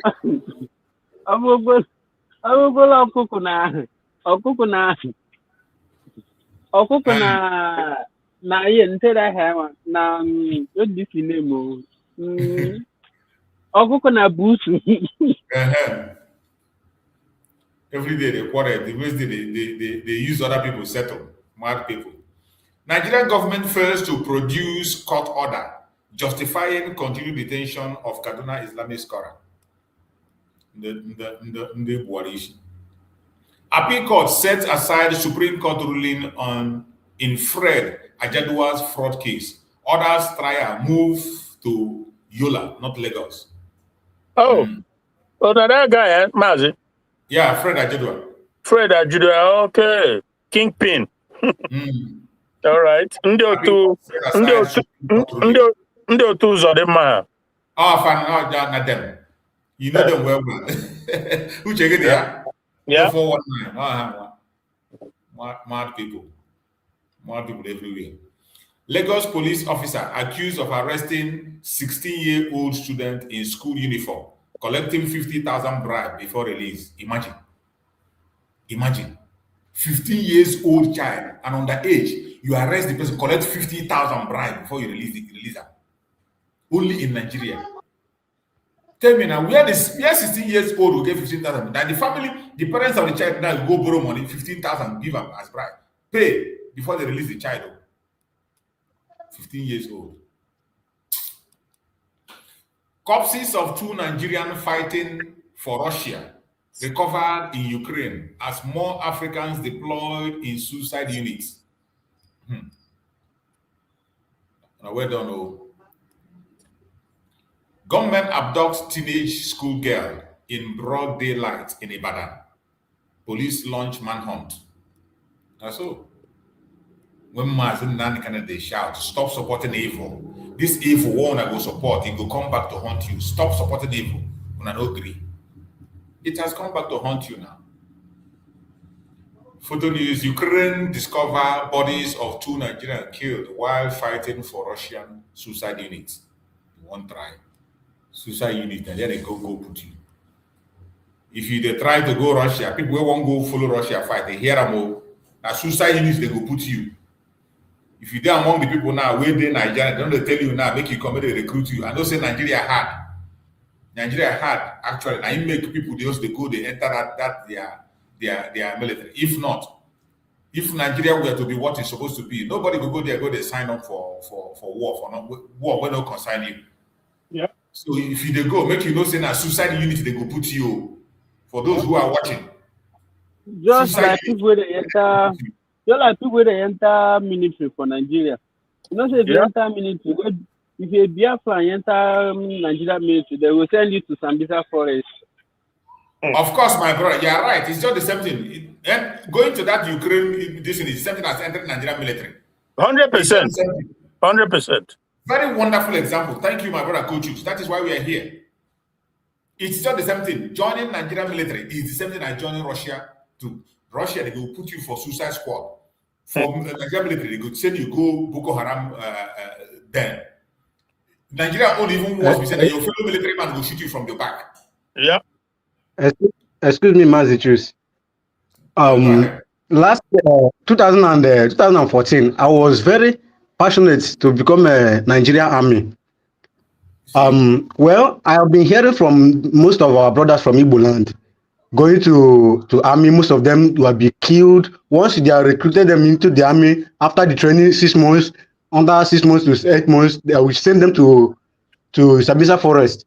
So because of that, I was very passionate. 2018, I could not finish my school, so I decided to go and sign. I did my training for complete 2 months. Then I see that for me to die for Nigeria, I rather die for Biafra.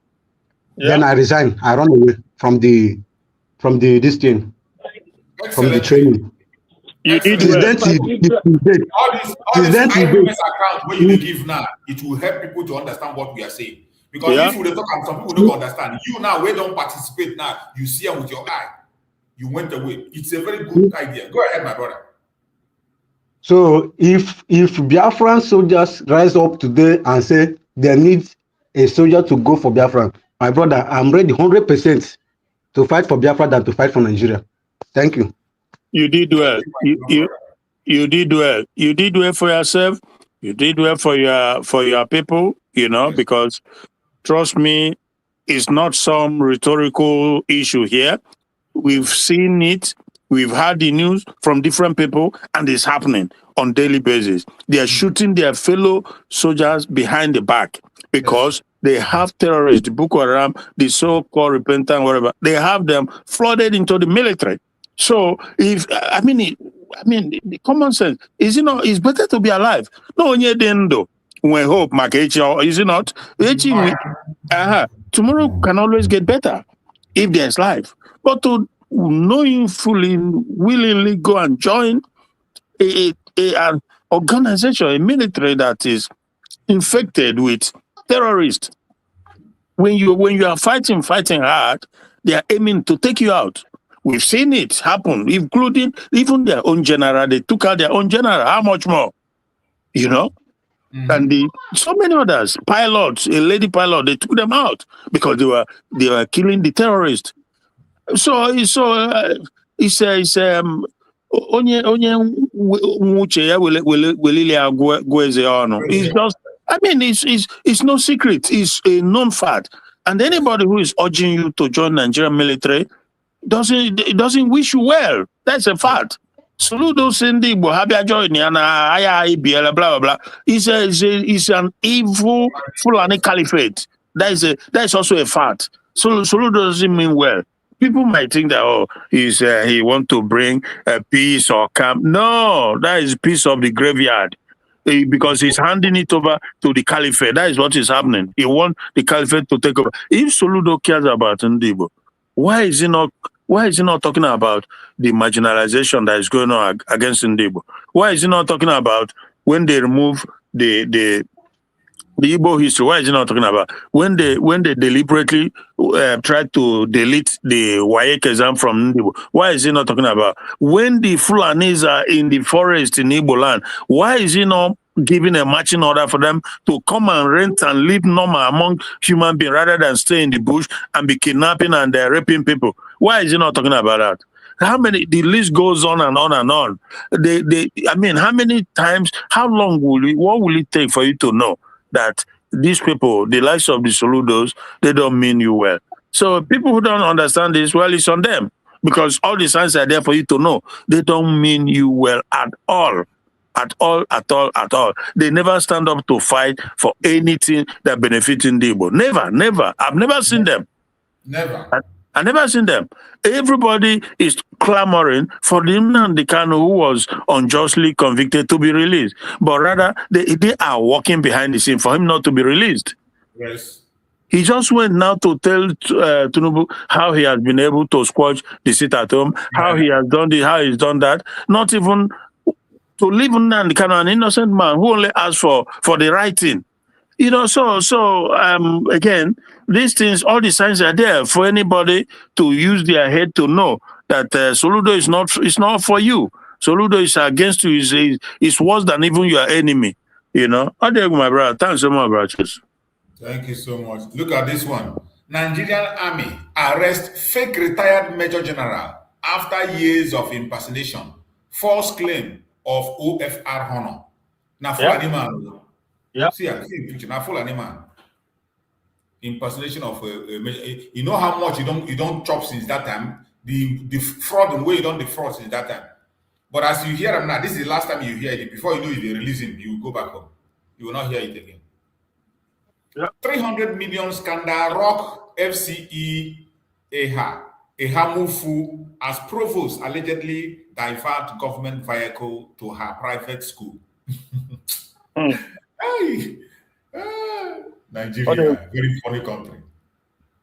Anybody can do anything. Embassy of China in Nigeria.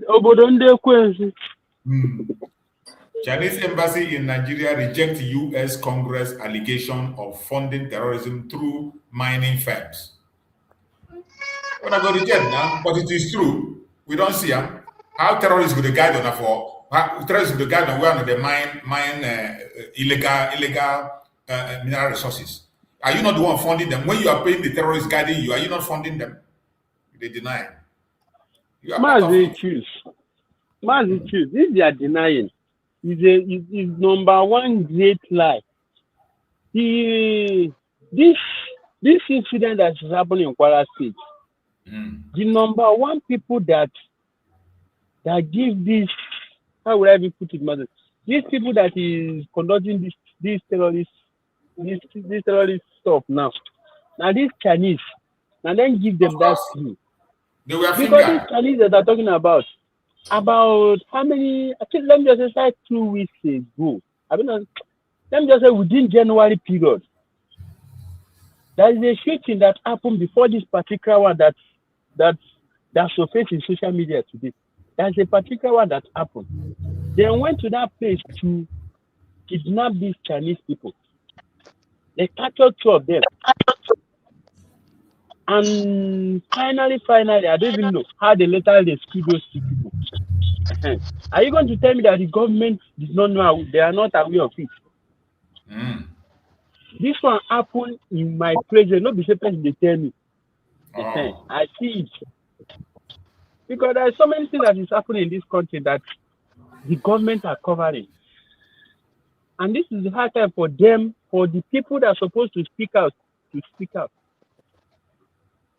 This is the time for them to speak out. All this military that is joining Russian military, Igbo people that Biafra that are joining Nigerian military, they're going to send you to suicide bombers, which is so many of them are confirming to me. There is a brother that me and him meet. It's a Nigerian military. Me and him meet in this place that I'm staying. I think that should be either last year, where they come for one rescue mission like that. If you see what that this brother vomits in his mouth, you are going to mercy for him. You are not going to even advise your enemy to join Nigerian military. You are not going to advise your enemy to join Nigerian military. Why? How can a military that you know the kind of place, you know that the kind of mission you are sending him to go and do, for him to even eat is a tug of war. They will be soaking water, they will be soaking gari. Imagine. They will be soaking gari in the water without sugar. Before you even soak that gari, before you do 1 or 2, your guy will call you out from the place that you find yourself. I'm still saying it again. Any Biafran that is planning to enter Nigeria military, you are going to the lion den. For that is where they're going to take it. And all of you are performing it. Nnamdi Kanu has said it all. Then you, Biafra, come out and join to fight for your father's land. This Nigeria no go save you. No go save you. Go and serve the zoo and come back in shame. And so many of them are confirming it as we speak now. Because time is going to come. You see people going to be begging. Let everybody move in separate ways. And that time you are going to that place now. Thank you. Thank you so much. Thank you so much, my brother. Panic grips Tre Kwara community after suspected terror group send threat letter, vow to strike. Another letter to Kwara. Another letter. This letter they hear that you go still see, they go still strike or they will not do anything. So this one, a new one, or latest letter they said now, panic grips three Kwara communities after suspected terror groups send threat letter, vow to strike. So you see now, because when we talk and go be like say now something else, you know. So I tell you that they don't relent, they will never give up. They won't give up. No matter how much soldiers America bring, they will continue to push. Because they're not a hero, hey, these people. And the thing is that they've so landed in the country. Huge sums of them has already saturated all over the place. So what are you gonna do with them now? They can't go back. Gumi told you. Gumi said that they are here to stay. He said that. So yes. He said that we have to accept them, that they are here. They are not going anywhere. This is the word of Gumi. So so for those who want to do election, Shore or P2B or whoever, you come and tell me how you're going to deal with this problem. What is the solution you have? They cannot go back. How are you going to be able to fight them? Even if you won't buy them, you cannot buy all of them. That's for sure. And they're going to buy you back. So is that what you want to engage in forever? You know? So obviously, in spite of all these things, they are still pushing. They're still, and you know, there's one guy they call English Alaji. I think English. You've played this video sometimes. Yeah, you remember Massachusetts? Yeah, there was a time that he saw them when they came in with motorbike and they were heading towards a target, and this guy was alerting people, but nobody here. I don't know whether they didn't take him seriously or they just, for whatever reason, he was following them, monitoring them as they were moving from stage to stage until they eventually got there and massacred about 100. Now, nobody, you know, I don't hear about the guy again, but one thing is that when you see the right like this, they are coming. I stopped posting his program because they begin to use him for propaganda. Okay. But one thing is for sure, when you see them say they are coming, these terrorists, be rest assured that they are coming. Definitely. And the Nigerian military government, because they are working with them, they don't stop them, they cannot stop them. Except US maybe kind of follow up or target, but maybe they are not even settled down or ready to begin to kind of counter them, you know, but we shall see. Odiego, my brother, Odiego. And that's Kwara. Well, on the Ofema can go now. So make them stay there, they talk about Ndibo, you know. Odiego. Nnamdi Kanu warned them. He warned them that this monster you are feeding, when the monster grows, it will consume you. It has happened now. Sokoto court jailed 2 men for cheating. Order for future of Mercedes-Benz GLK. This is what happened for Sokoto. Nigerian Civil Service Office paid over 54.5 million on cleaning fumigation in 2 months. Criminals everywhere. Criminals. Massachusetts. Yeah. Massachusetts survival place. From here, Christine about these people, these terrorists from Futajalon, and they come to stay, and the Gumi say that they come to stay. Yes, Gumi said that, but that is his word. You see, what we, the Biafran people, we are begging and pleading to the United States of America and those that are concerned, even if Russia or whoever nation that want to support Biafra.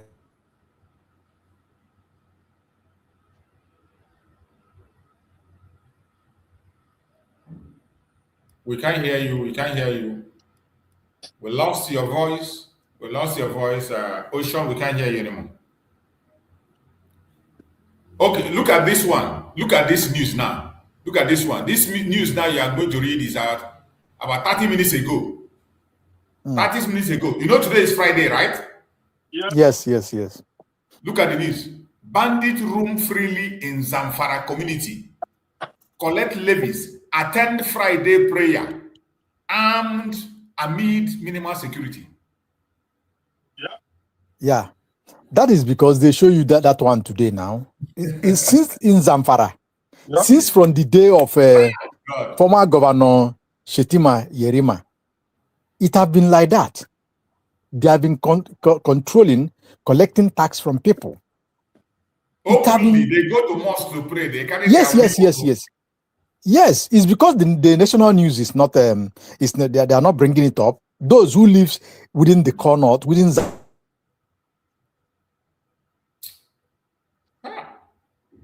this is shameful. And people will come and tell us sovereignty.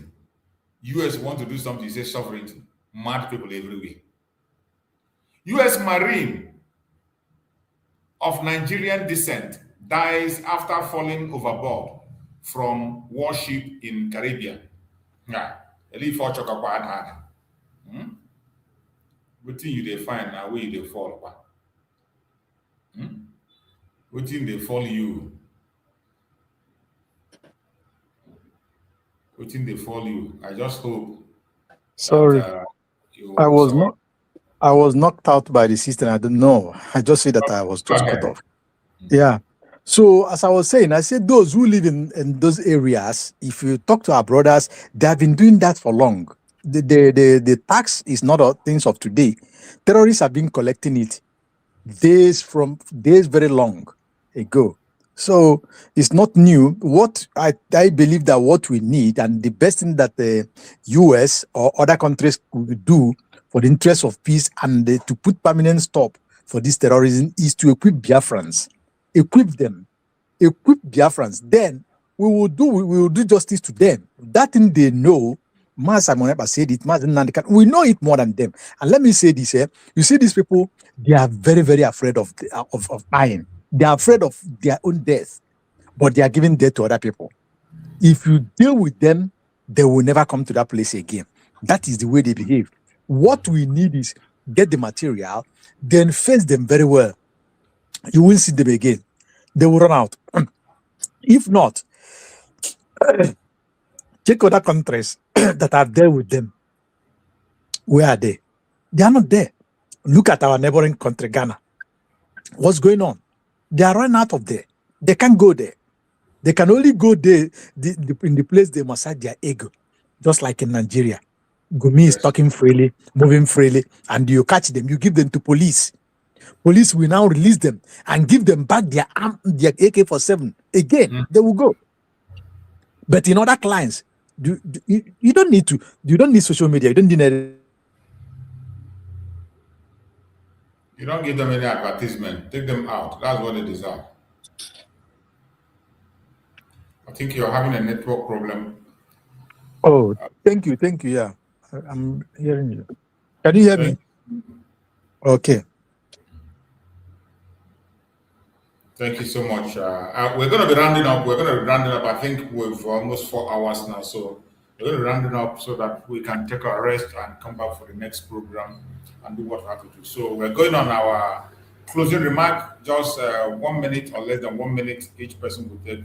Coaches, take your closing remark. Just 1 minute or less than 1 minute so that we can round up. Yes, thank you so much, Mazi, for giving me the time to speak once again. And thank you all Biafrans all over the world. All those that are going to listen to our program later. We have crossed the Rubicon, as our leader always used to say. We have crossed the Rubicon.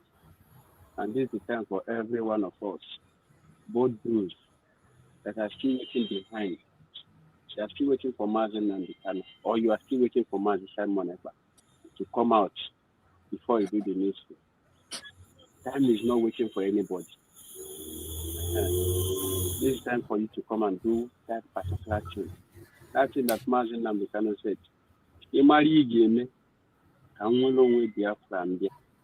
This is time for you to come out and do it. This is financial form.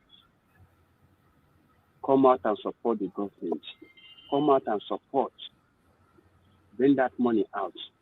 Because all these politicians in Southeast, they're not going to speak for any one of us. Yes, they'll be working for the Janjaweed. which is all what you have been seeing since Soludo is here fighting for gender with Purpose Odema has his own. Likewise, Pitamba is also there. The governor of Ebonyi State is also there. They'll be seeing where they are killing their fellow brothers. They'll be seeing where they are killing, buying the fellow Biafrans. They're not going to say anything about it because of this deal that they have signed before going to that office. That is the reason why you are still seeing the president of Nigeria. Is the power that be is telling him what he's supposed to do. Because even though anybody that entered that office today, the signature that you have signed, you're not going to ginger you to do what you're supposed to do. The only thing that's going to stop all this nonsense that is going on in every country in Nigeria today is the freedom of Biafra.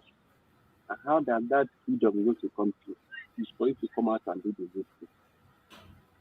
Come out and do the things too. And every one of us should still remember that Biafra has been declared on 29th of November 2024. Nobody is going to declare on that Biafra for any one of us. We have do it, and we have do it, and nothing like that again. May God bless every one of you. Likewise, you must be the people of Caribbean will continue to protect you. Onye na-achụ gị ga-ada, and onye ga-achụkwa ga-ada. Onye na-achụ ụmụ Chukwu of Caribbean anyị niile ga-ada, and ndị anyị nwe nke anyị na-achụkwa anyị niile ga-ada, whether they like it or not. People of Caribbean will continue to protect every one of us. Protect Mazi Nnamdi Kanu, protect Mazi Simon, protect Dr. Ngozi Oladeze, and all the Biafrans all over the world. Thank you once again. Thank you so much, my brother. I appreciate you for a wonderful, wonderful contribution. And those so maybe we'll go by the grace of God. I can wait again. Okay, my brother. I'm a little bit busy. So, but let's just keep pushing and continue to remember our men. Remind them in prayer and that God will, do his miracle, that which he does best, our PM and Martin Nnamdi Kanu, that something miraculous takes place. And everybody, every group continue to do the best, do what you can. And at the end, our objective and our goal remain the same. That is Biafra. Thank you so much, and God bless for everybody. God bless. Bye. Thank you so much, my beloved brother Christian. I appreciate you. Our brother Ocean, are you there? Ocean, just give us a closing remark in 1 minute. Yes. Thank you, Mas Juice. I hope you're hearing me very well. Yeah, having problem today. Yeah, and I want to thank Bro Christ, and I want to thank Mas Gochus. I want to thank you, Mas Chuk Survival, for this good job you are doing. We always put you on our prayer and every other sister channel that are doing genuine job for Biafrans.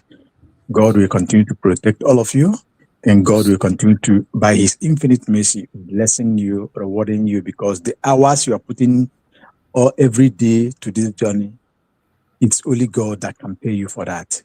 Biafra will not pay you except when we get home to our homeland. Everybody will receive his or her rewards.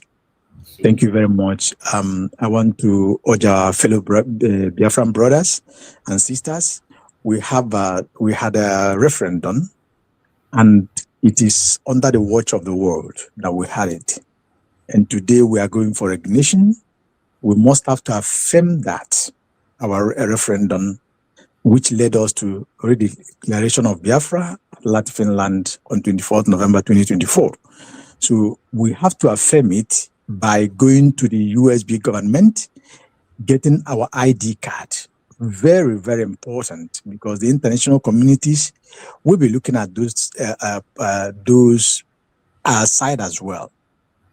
As we declare our document helps us in our recognition, which is ID card. And I think the passport is coming, so go there and get your ID card. Then another thing is this, like Mas Kuchu said, you see, we must do our part. Go and support your quest, what you desire, support it financially. It is not just to pray, kneel down, pray, or go for. Ego cho for Chineke amansi n'eni kwebe menya. Chukwu ye men ko ye me through you, through me. So if it takes you to, if it requires you to do extra job, to do extra business, or to go extra mile, or even from your heart, you know what you earn, do something. $1, $5, $10, 100, 1,000, whatever you have, donate it to USB for us to move forward. Very, very important. Then again, always remember that we are one people, one Biafra. Biafra is not two. Biafra is for each and every one of us. Do what we gear towards positive in what we are doing. Very important. And be safe until I see you again. Mazi Coach, Mazi True Survivor, thank you. May God continue to protect you. Onye ọbụla chụrụ gị ga-ada. Onye chụkwana, so far as iji eziokwu onye ahụ ga-adalere. Etu a ka ọ dịkwa anyị ncha niile.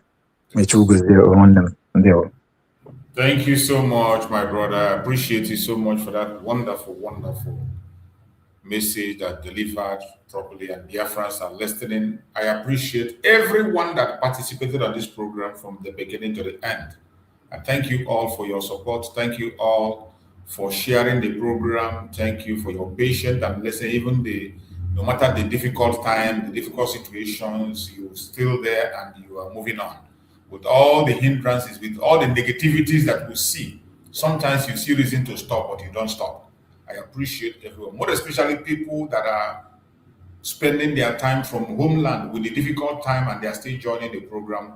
I appreciate every one of you and all Biafrans across the world. I appreciate you. I thank you all for joining. And we will continue to expose the Zoological Republic and call the attention of the international community that the only solution remains Biafra. Biafra is the only solution. The earlier they recognize the Biafra issue, the better. If you continue to postpone it, at the end of the day, they are going to come back there. There is nothing that will solve the situation in Nigeria except the disintegration of the contraption called Nigeria. To your tent, O Israel. Let the South, let the Northerners go their separate ways and practice their Sharia. Let the Biafran people go their separate ways and practice what they want. Let the Oduduwa people go their separate ways and practice that which is good for them. That is all we ask. It is not a quest out of hatred. It's not a quest out of envy and jealousy. It's not a call for war. We are not calling for war. Self-determination is a right. So that is why we are bold to speak about these issues online and offline. We are not calling for war. If you misunderstand the ability to interpret it wrongly, it is your own problem. As for us, we are asking for a peaceful disintegration of that contraption. That is why we have taken so many peaceful steps, like conducting the self-referendum, like going into the declaration. Everything are done peacefully to show them that we are ready and prepared. We are waiting for recognition. And I thank the United States of America, more especially President Donald J. Trump. I pray that Chukwu Okabia will continue to use him to secure lives and properties in Nigeria and do the needful as soon as possible. Nigeria's story is unfinished. Biafra question is unresolved. The foundation must be examined. The number must be trusted. The dialogue must be allowed. And the world must pay attention to the situation now, not tomorrow. Not for division, not for attacking anybody, not for destruction, not for chaos, but for justice for everybody. Because where justice is absent, agitation will continue, demands will continue, and where truth is suppressed, history returns louder. I appreciate every one of us. Our call today is that the international community should do the needful. End this contraption to save human life. May Chukwu Okabia guide and protect our leaders, Mazi Nnamdi Kanu, Mazi Simon Eba, those who are in detention, suffering for all of us. We pray for their divine protection. We pray for good health for them. We pray for God to speak on their behalf. We pray for revelation for them. No weapon formed or fashioned against us as Biafra shall prosper. No weapon formed or fashioned against our leaders shall prosper. Thank you so much for watching. Thank you so much for being with us. See you again later in the day by the Spirit of Shukubema. Thank you so much and stay safe. Bye, everybody.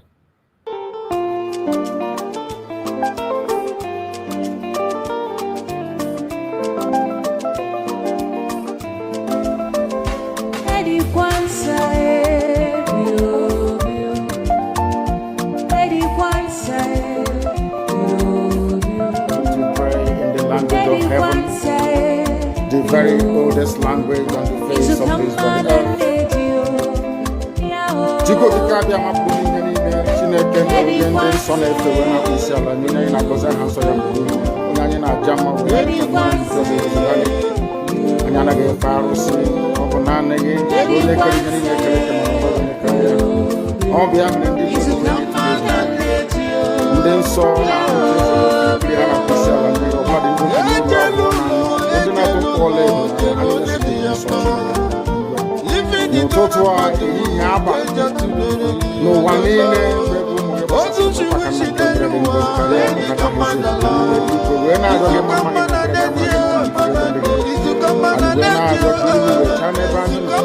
and when I raise it because Kahara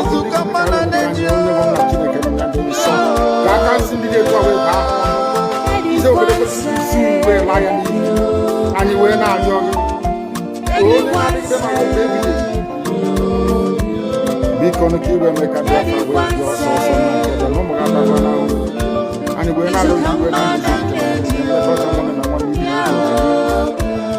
na nyanke preach we wait no more so can aka join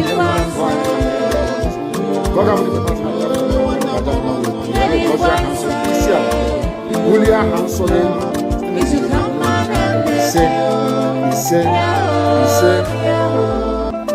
But you know what? They would like you to believe that Samuelekpa is the cause of this. No. I am the solution, and the only way they can get to you is by kicking me out, which is not possible. I have come. Look with you. After I am done with Nigeria, Biafra will be free and enjoy freedom. Biafra will know the importance of freedom and what I'm going to do in 5 years to come. Thank you.